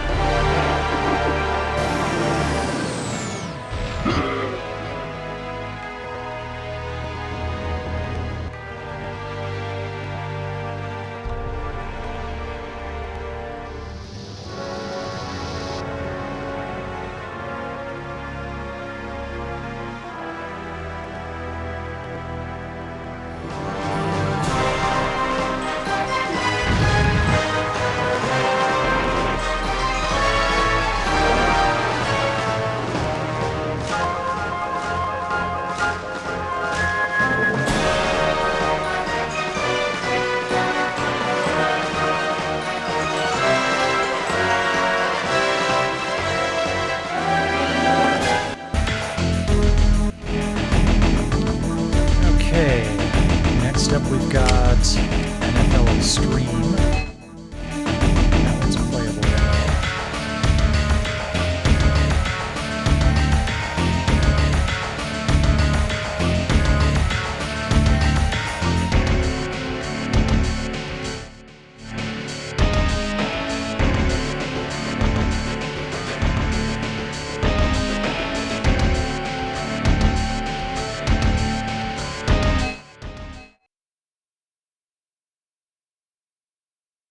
Alright, so we get to stumble through this a little bit.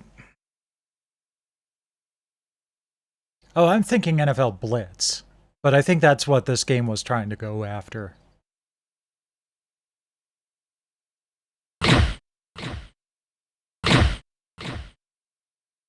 Hey, Packers versus the Broncos. Give me that sweet green and gold. Hey there, Nimbex. Welcome, welcome.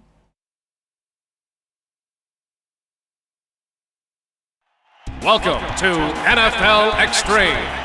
Today's game is between the Green Bay Packers and the Denver Broncos.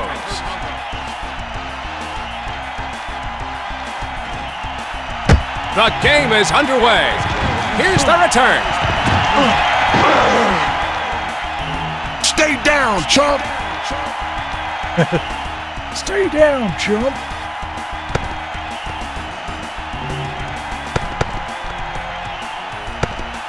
Red 22. First and 6. Hot. Throw short. Yo, you can do better than that. God, I was defending there. Black, 32. Second down. Hot. Touch pass. Yeah, that's what I'm talking about. Was he even anywhere near that guy? Red, 32. Third and short. Hot. Sings it. Makes the grab. You can do better than that.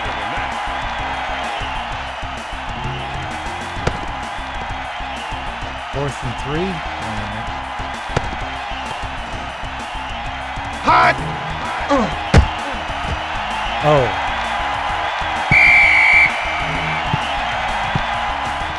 Of course, they were punting. Go. Alright. Red, 22. First and 20. Hot. First and 20. He really got hammered. This is my house. Yeah, that's great. I just had to figure out how this works. Blue, 22. Second down. Hot. Nails up. Give me my hat back.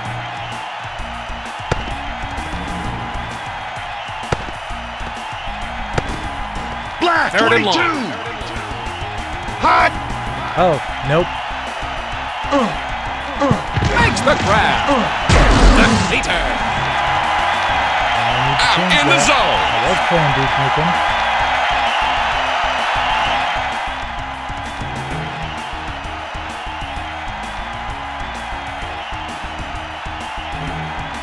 Okay. Blue, 22. First and 11. Hot. Jarring blow. Ow. Ow, you. Almost looked like he got literally flattened for a moment there. Oh, time's up anyway. Yeah, I was playing a demo of Duke Nukem Time to Kill before this one. Alright, what do we got next? Cool Borders 3, huh? Alright.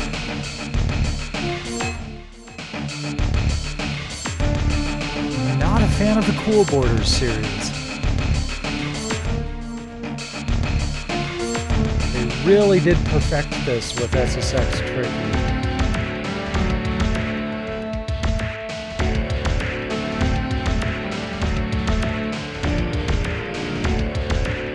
Arm gesture? I got your arm gesture.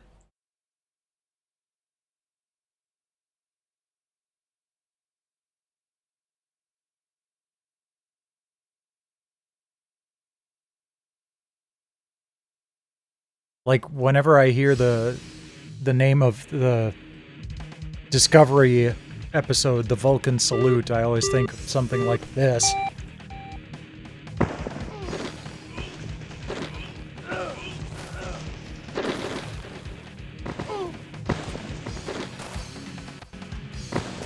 Trying to do tricks. There's something.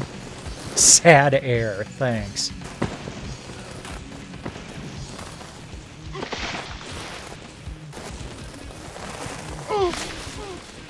Ow.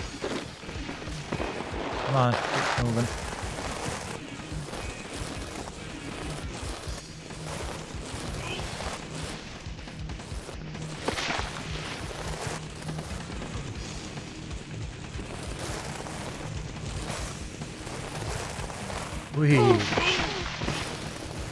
Well, at least I know now that the computer can mess up.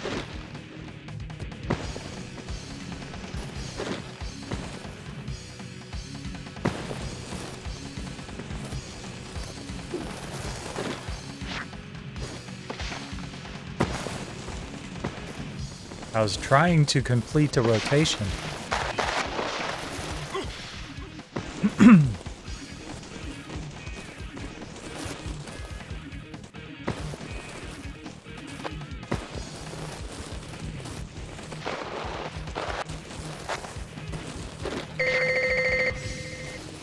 Yay, I got a grind in.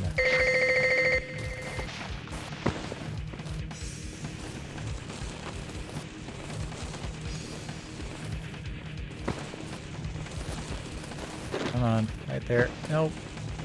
That didn't work. Oh, no, no, no, no, no.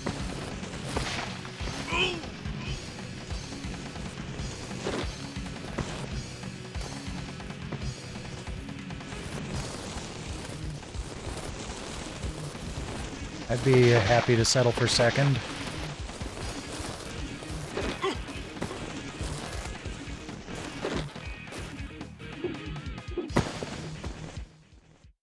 Fine, whatever. Just hammering buttons at the end.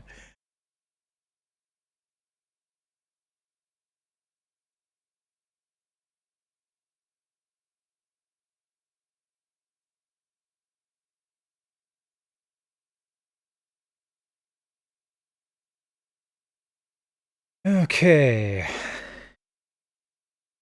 Get back to the main menu here. And next up we have, oh, Metal Gear Solid. This might take a while. Well, although, thanks to Metal Gear Solid pretty much being the same demo every time, I've gotten pretty good at speedrunning it. Unless it's the longer version.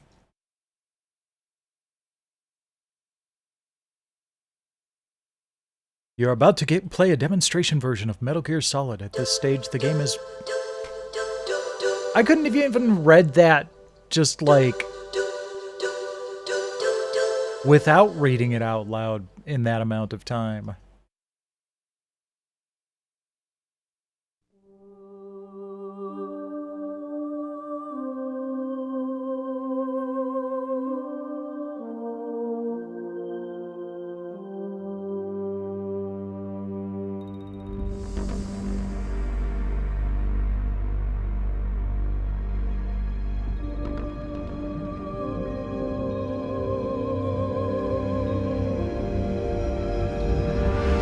That was a pretty impressive visual effect to start out with, too.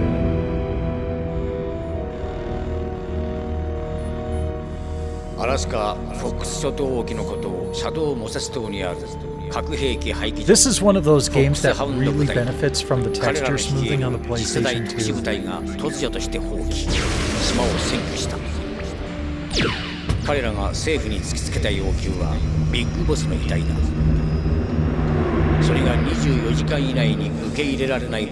Do you see all that dithering there? That gets nicely smoothed out.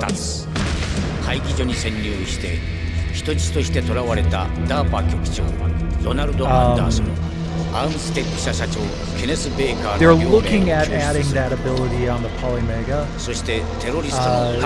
Initially they didn't want to because they felt that they wanted to try to focus on accuracy, which I can understand. But a lot of people have requested it. Hopefully when they, if they do implement the texture smoothing, you'll be able to handle sprites correctly. Because texture smoothing isn't always kind to sprite-based games. So games like, I mean, and, you know, if you're playing a game that only uses sprites, you're perfectly fine. But games like Saga Frontier or Wild Arms, where it's got mixture of sprites and tends to suffer a little bit. Choose either or have like black outlines around the sprites. And sometimes even transparency effects, like little lines on the sprites. Rookie mistakes that shouldn't be there, but, you know.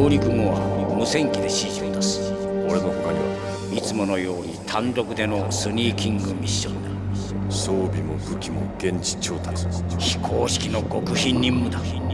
公式な支援は当てにせんでほしい。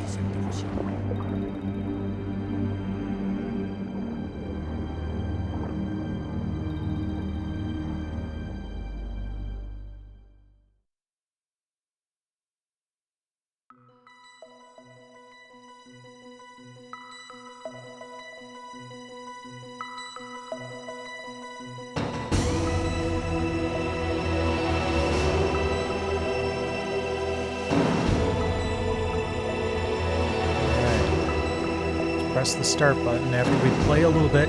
I don't know if you're noticing the color change in the graphics behind Snake's face there, but if you play around with the D-pad, it changes the hue of the background images.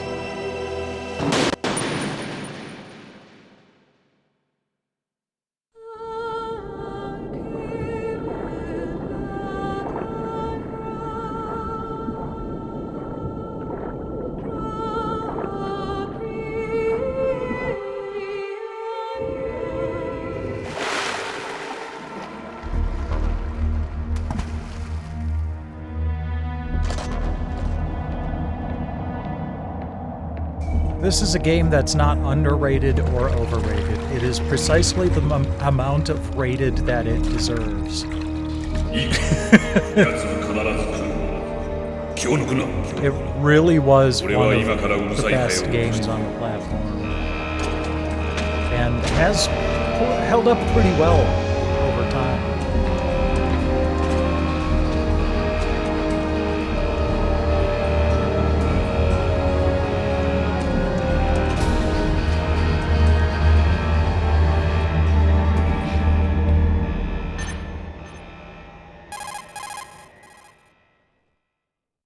Like, you know, the graphics are standard PlayStation crunchy, but it's not painfully so. Like on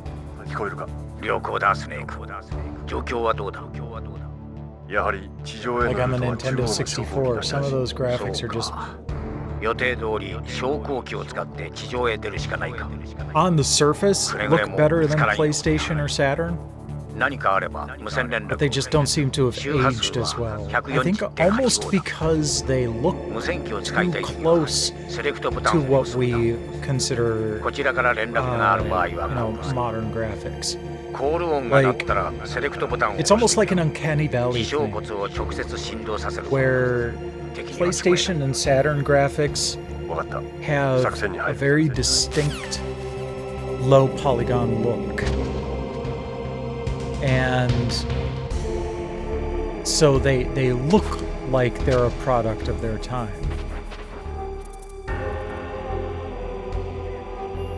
But Nintendo 64 games kind of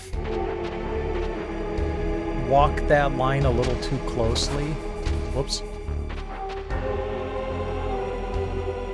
Where they look almost a little too modern for what the hardware was able to actually accomplish.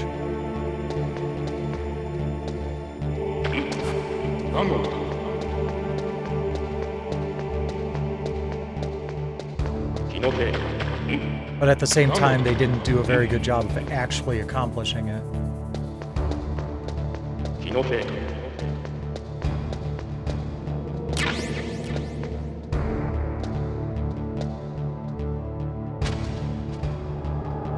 Oh, that was almost bad.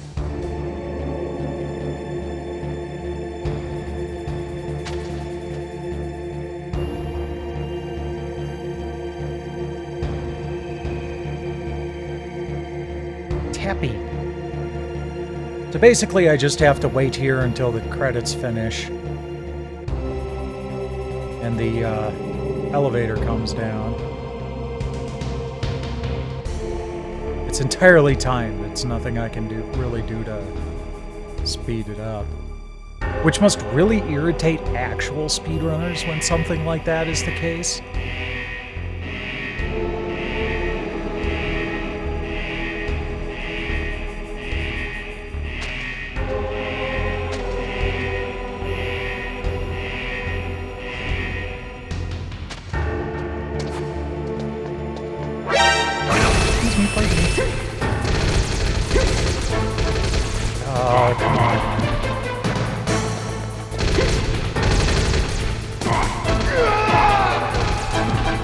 Dang it.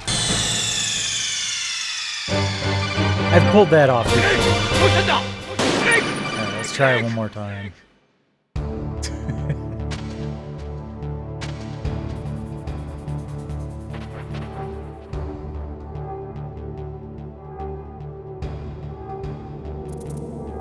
Hello, little mouse.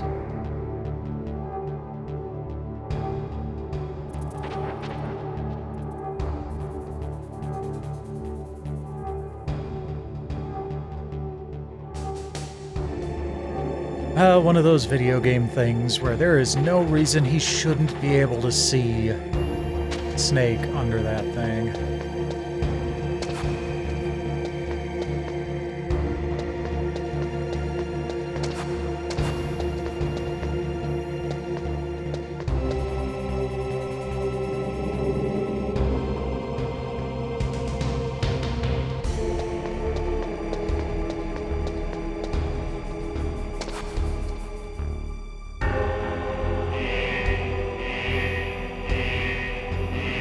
Good.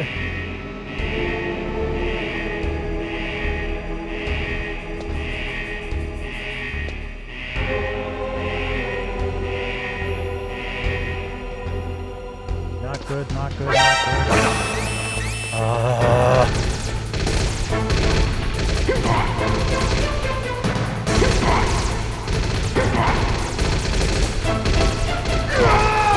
Just keep flipping them over. Dang it.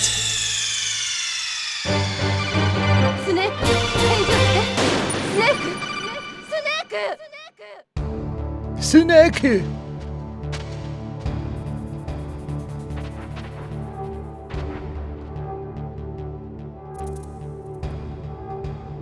was just watching the last entry of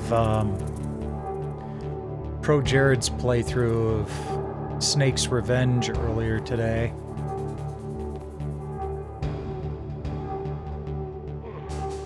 I'm kind of glad this was the first Metal Gear Solid game I played. I don't think I'd like either of the original Nintendo games.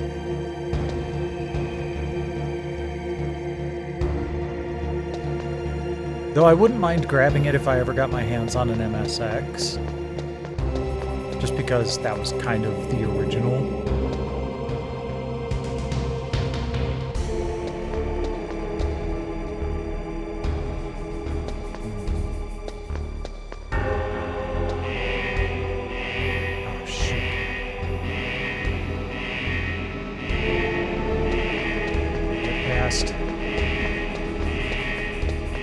Yep.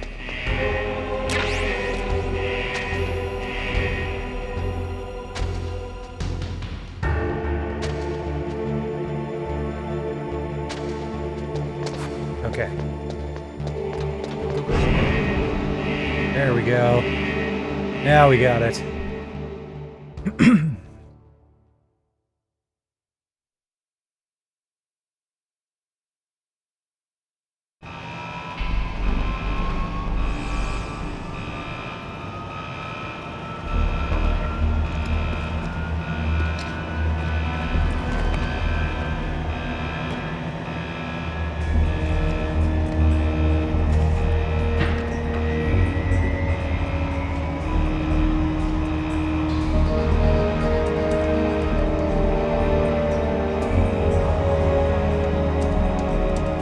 I love Pro Jared's Snake voice.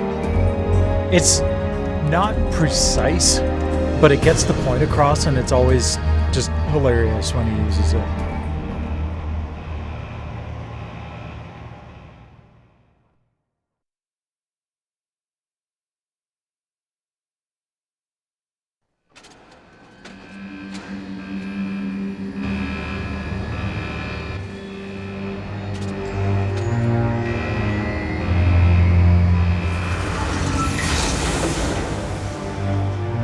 It's a good thing no one else was here when the alarm blaring elevator came back up.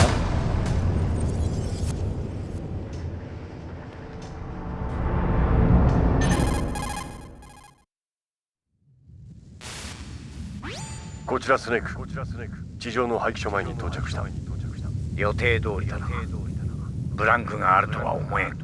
Love how リア in ル訓練のおかげだ。 Metal Gear Solid 2 you can use the analog sticks to screw with the portraits during codec calls. 我慢して。兵隊温床を防ぐためよ。そこはアラスカなのよ。分かってる。感謝してるさ。君が駐車してくれた不当駅のおかげで水中で効率化。 I was thinking about this the other day. It's not a setting you see very much in 今回の演 games. 習でゲノム兵も使用してるわ。 Like, I can only think of one other game offhand that takes place in Alaska. ところで陽動作戦の方はどうなった？ That's never すでに alone. F-16 が2機、華麗な基地からそちらに向かっている。今頃はテロリストのレーダーにも捕捉されているはずだ。 Which is a beautiful game. If you haven't played it, I highly recommend playing Never Alone. インド D 大佐。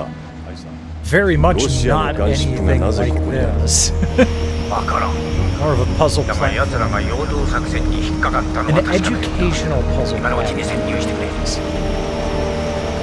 because you can unlock little video clips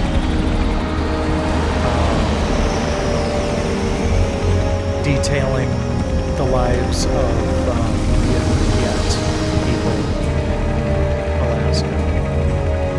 It's fantastic. The narrator speaks in Inuit too. It always just chills me. It's subtitled, of course, but just the sound of 彼 it らの is 指定したタイムリミットま really で cool. 18時間を切っている。もう時間がないんだ。それにしても、この嵐の中でハインドを飛ばすなんて無茶ね。誰だ？ああ、まだ紹介していなかったな。ソリトンレーダーと無線機システムの開発者、メイ・リンだ。画像、データ処理の専門家として同行してもらった。レーダーや無線機については彼女に聞いてくる。はじめましてスネーク。伝説の英雄とお話しできるなんて嬉しいわ。どうしたの？いや、画期的な軍事技術の開発者がこんなに可愛い女の子とは思わなかったもんでね。スネークったらお世辞は下手ね。お世辞じゃない。これからの18時間退屈せずに済みそうだ。何それ？伝説の英雄に口説かれちゃった。でもいないね。 No, but if you want me to introduce you to the Solid Snake later on. 俺たちは互いの職業に偏見を持っていたみたいだな。そうみたい。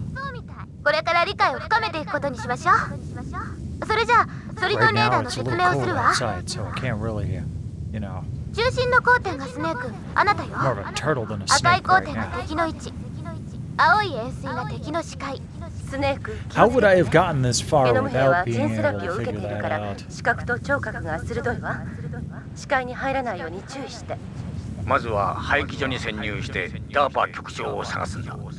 局長にもあなたと同じ GPS 発信機用のナノマシンが注入されているわ。レーダー上に緑の交点となって表示されるはずよ。彼からテロリストたちの情報を聞き出せ。もし生きていたらの話だな。 I love that, you know, we also just happen to have this genome soldier walking around that never comes around the corner while 敵に I'm 発見 taking され this ると使えな call. くなるわ。簡単に妨害されてしまうんだ。ソリトンレーダーはもはや既存技術なの。それと音響共鳴の強い空間でも使えないから気をつけて。君の行動はレーダーを介して我々がモニターしている。何かあれば無線機を使ってくれ。わかった。寂しくなったら連絡する。無理をしないでスネーク。何かあれば私たちに相談して。潜入データの記録も私が担当してるの。セーブしたいときは私に連絡してね。周波数は 140.96。セーブ用の専用回線。 Unfortunately, you can't save in the demo. 今回も双眼鏡以外の武器装備は全て現地調達だ。ドクターに丸裸 No, に he's さ not. れ He's got his outfit て on. 何もかも取り上げられたからな。あの時の気持ちも分かってもらいたいな。分かったわ。生きて帰れたら私を調べていいわ。それは夢のある話だ。悪いがタバコだけは携帯させてもらったよ。どうやって？胃の中にね、君が胃液を抑える薬を入れてくれたおかげだ。タバコなんか何の役にも立たないわよ。そうとは限らんよ。 How did he get them back out? Does he regurgitate them one by one when he wants to have a smoke? 潜入するとすれば、まず正面の扉。一番の近道だが、敵に見つかる可能性が高そうだな。ノックしても簡単に開けてくれるとは思えん。左と右に保証が1名ずつ。装備は 5.56 ミリのトランペットにパイナップル。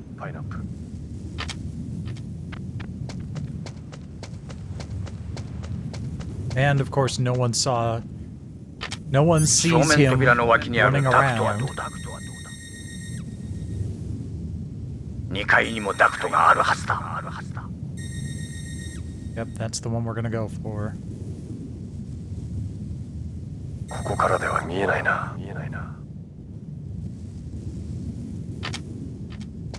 潜入ルートは君次第だ。スネーク、頼むぞ。You got it, dude.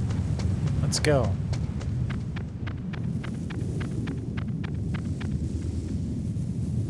I did always like that the genome soldiers could see your footprints in the snow and would follow them around.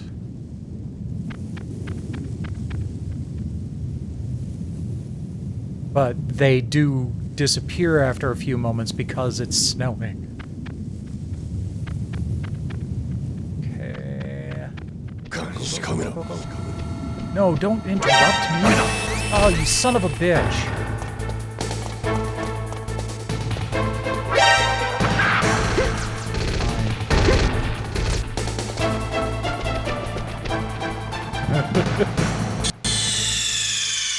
There we go.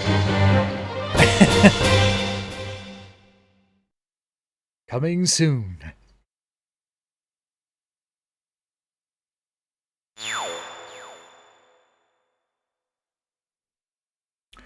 One of the times that I had a Metal Gear Solid demo, it actually continued from there. I'm like, wait, what?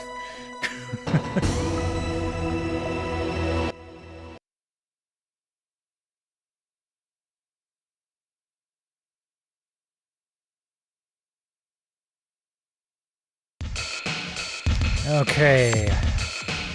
Next demo. Legacy of Kain Soul Reaver. Another demo that tends to go a little long, but it varies.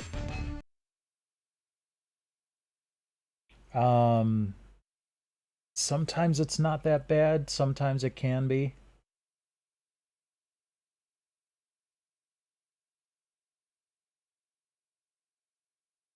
This was one of those rare games that actually had a PlayStation and a Dreamcast release. I do believe I have this for Dreamcast.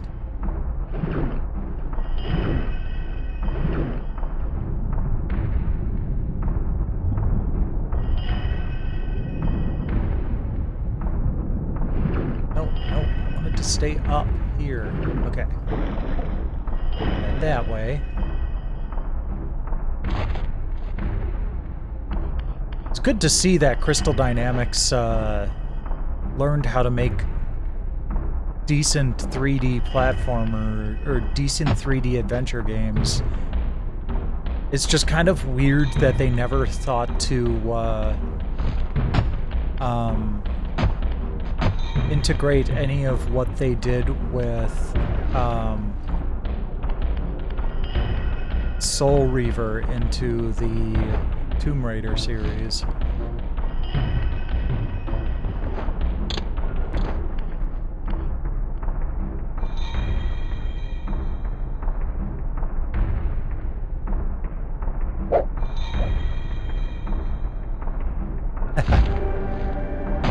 Gotcha. Give me that yummy soul.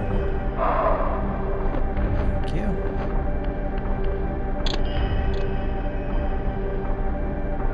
I wouldn't consider this perfect, but it certainly is better.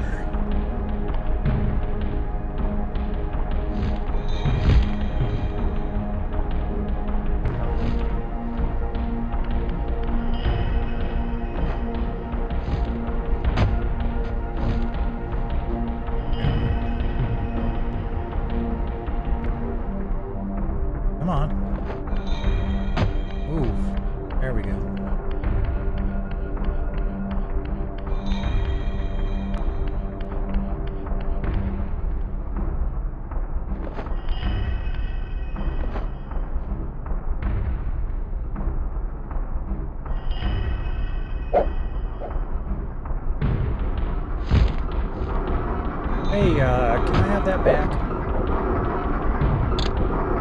Thanks. I'm gonna take your sword, too. And you're not using it anymore.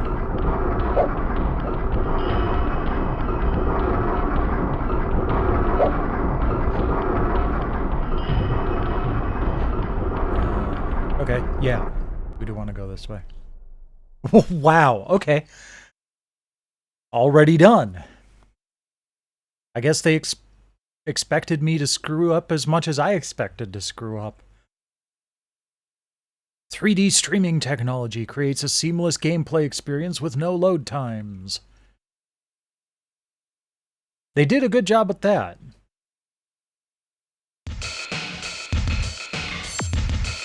Okay, next up, Trap Gunner.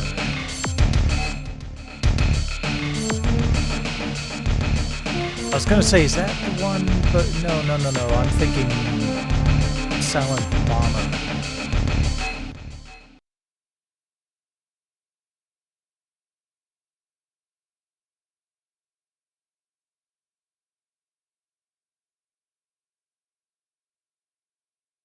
Atlas, huh? Trap Gunner. What was that?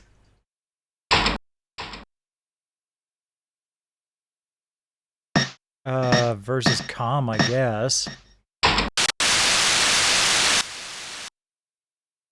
Searching for love. John Bishop, take a look. Lou okay. Sure. I love the screen static effect.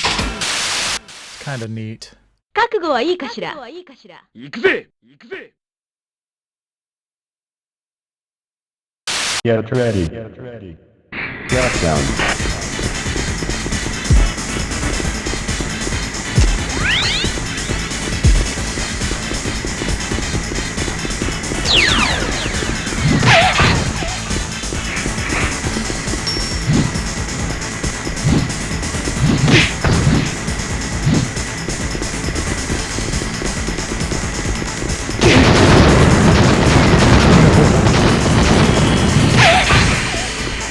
Oi.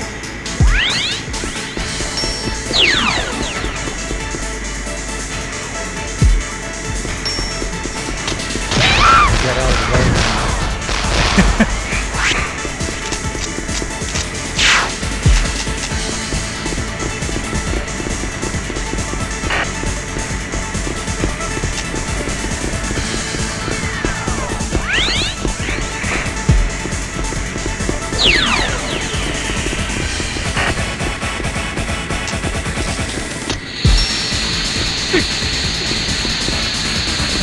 Oh, that was gas. Okay. I thought that was like a gun, actually.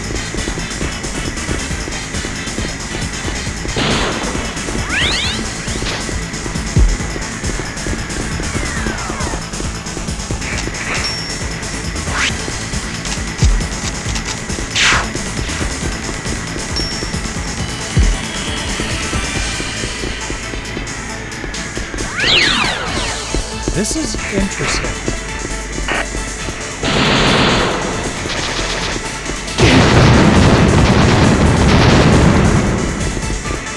I think, though, that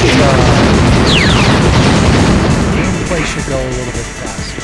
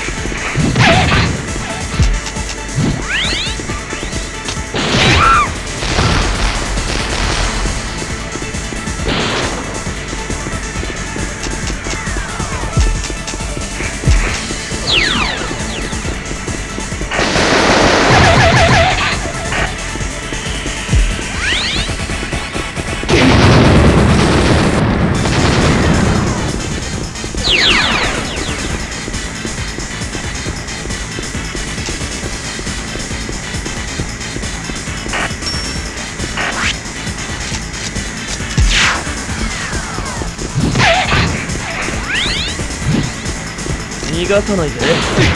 次で仕留める。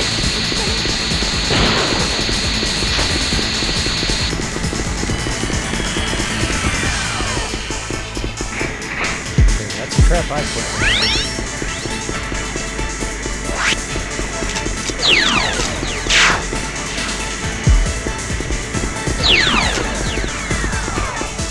I don't know what this trap is. I know what this trap is.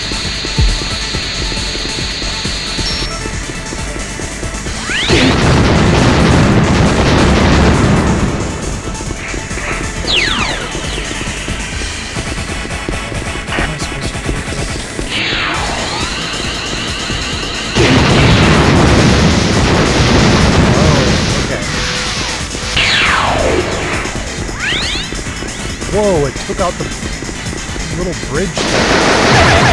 逃がさないで。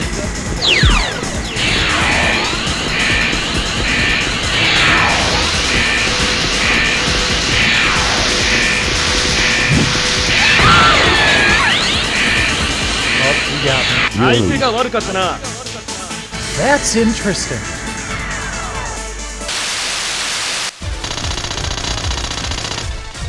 Did you really think you could beat me? Dream on. DualShock compatible, split screen or widescreen option? Does this actually support 16:9? I'm gonna have to put this on my wish list, actually. Trap Gunner. Trap Gunner. Bye.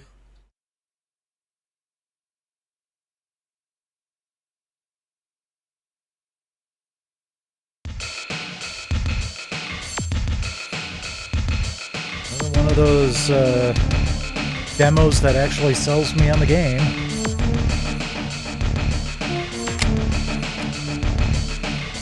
Okay, this is just a video. Good.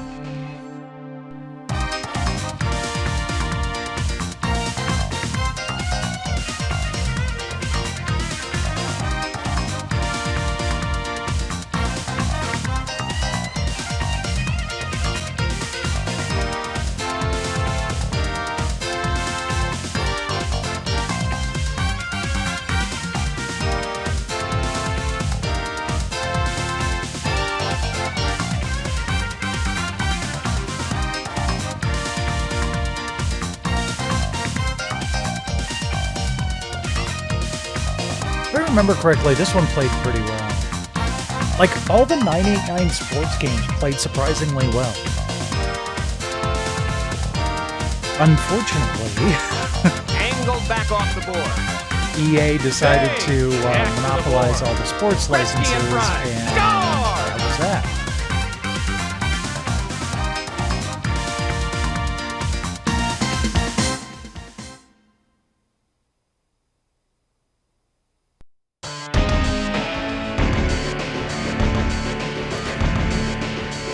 Next, video for Tenchu. Oh, and that's the end. Cool. We do have a couple of codes to try, but I was severely worried that we wouldn't get through all of this tonight. Between Spyro, Medieval, Metal Gear Solid, and Soul Reaver, those have been long demos in the past.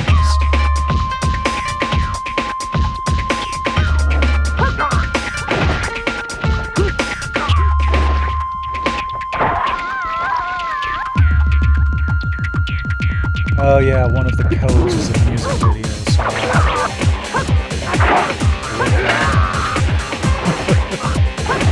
Never really got the hang of Tenchu.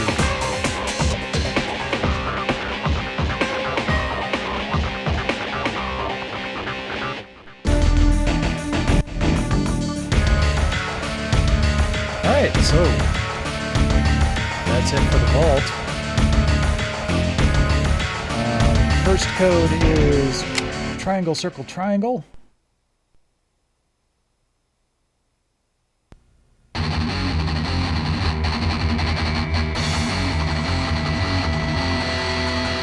Right now we're working on some new design, and we're trying to do is to continue pushing the envelope as far as PlayStation is concerned, really trying to expand, the gaming concept. What distinguishes this game is the sensor speed. It's 60 frames a second game, and it's working at high res. We're really pushing the boundaries, really get the speeds which you just don't get in other racing games. Yeah, I just wish I could get a better fast handle game. on how to Quite steer challenging. better. I mean, here and there it's quite a hard game to master, partly because you've got waves happening randomly, and those waves can throw you off your line, which takes a bit of getting used to. I mean, this is a whole new form of gameplay. You can set up the boat for just where you think you're going to get around the corner well, but the wave can throw you off at the last moment. The boats respond as the waves leap up, the boat goes with it. You've got to fight against the current, you've got to go for the best line. So the physics obviously come into play in turn. And that's why the game is good in two-player, because both players are being nudged around by the waves equally. Yeah, this would work better as vertical adds to split Rapid Racer as opposed to a sort of straight driving game. You've got the physics of the dynamic of the vehicle, but also in conjunction with the wave.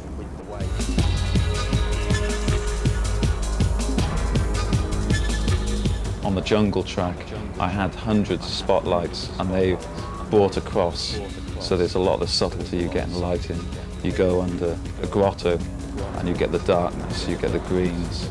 At the high resolution, that really is a feature, it really brings it out.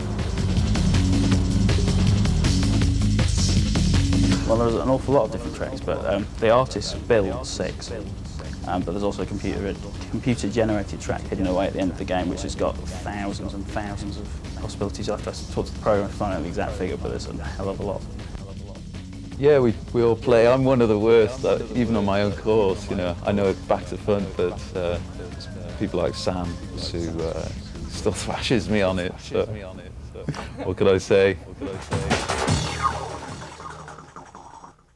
Cool. Okay. Last thing we've got is the Soul Asylum video. Square, circle, square, square, square.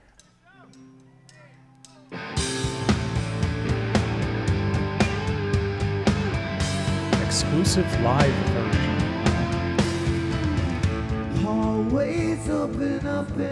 So yeah, I'm gonna have to go back over this video later on and swirl this out and mute the audio. You're the talk of the town, first you're up, then you're down. It's a cycle I found, it always comes. Because I never did hear back. I actually did try to reach out to a lot of these music videos are artists that are signed under Sony's music. I did actually try to reach out to them to get permission, and I never heard back. The children are playing switchblades colored red balloons. I wonder if I'd have better luck trying to reach out to the bands.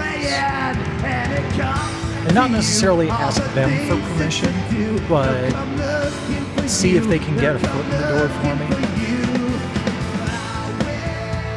And get me in touch with someone at Sony Music that might be able to help.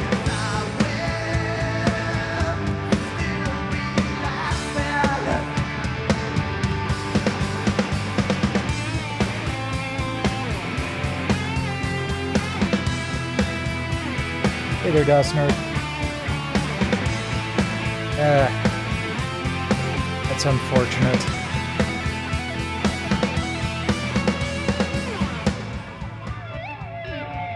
I hope it's not something that he's just doing to spite you. But I do always try to assume positive intent with stuff like that. Well, maybe not necessarily positive intent, but at least neutral intent. But you know what? You showed up and said that. So here. get a free cat. Feline empathy alarm went off.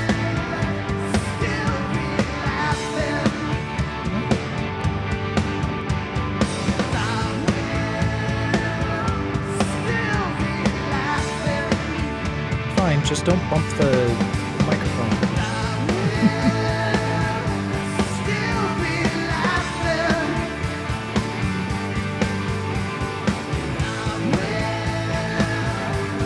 Yeah, you're gonna be up here during a music video and I'm going to use you as a drum set. Don't give me that look.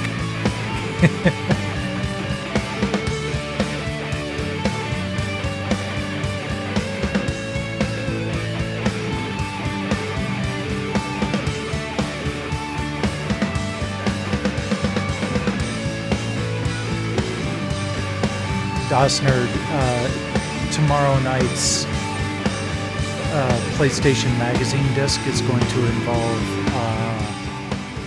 an iToy game, so I'm going to have to work on to set that up tomorrow.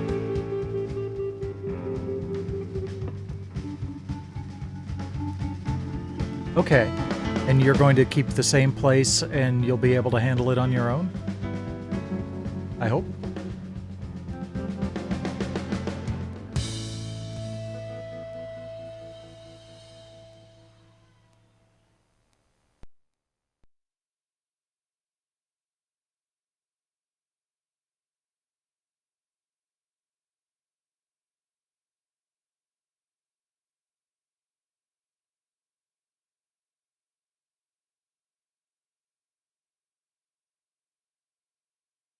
Fantastic.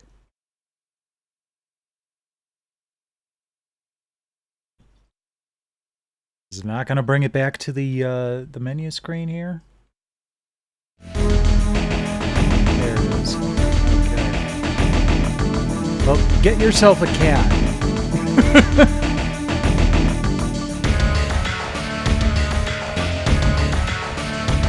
Work with that for a little while and then try it. Then maybe play the field again. Work on yourself first.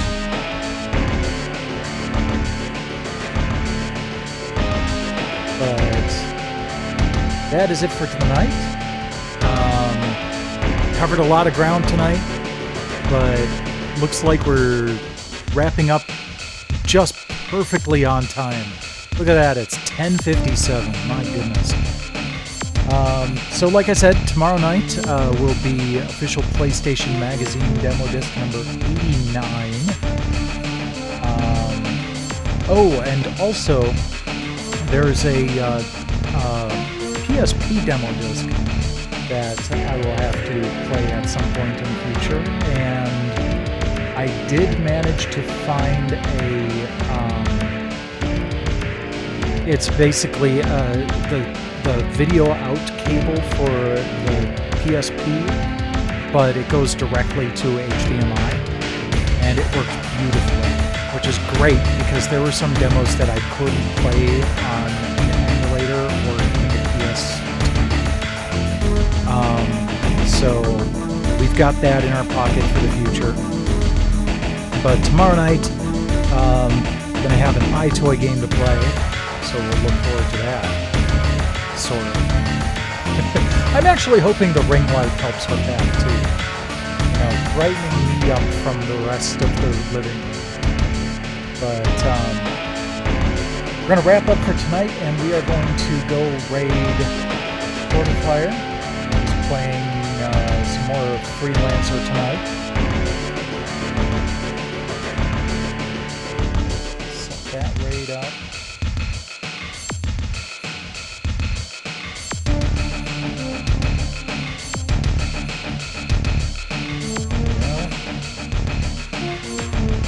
Thanks to everybody for dropping by tonight. Always appreciate it. Rest well when you do.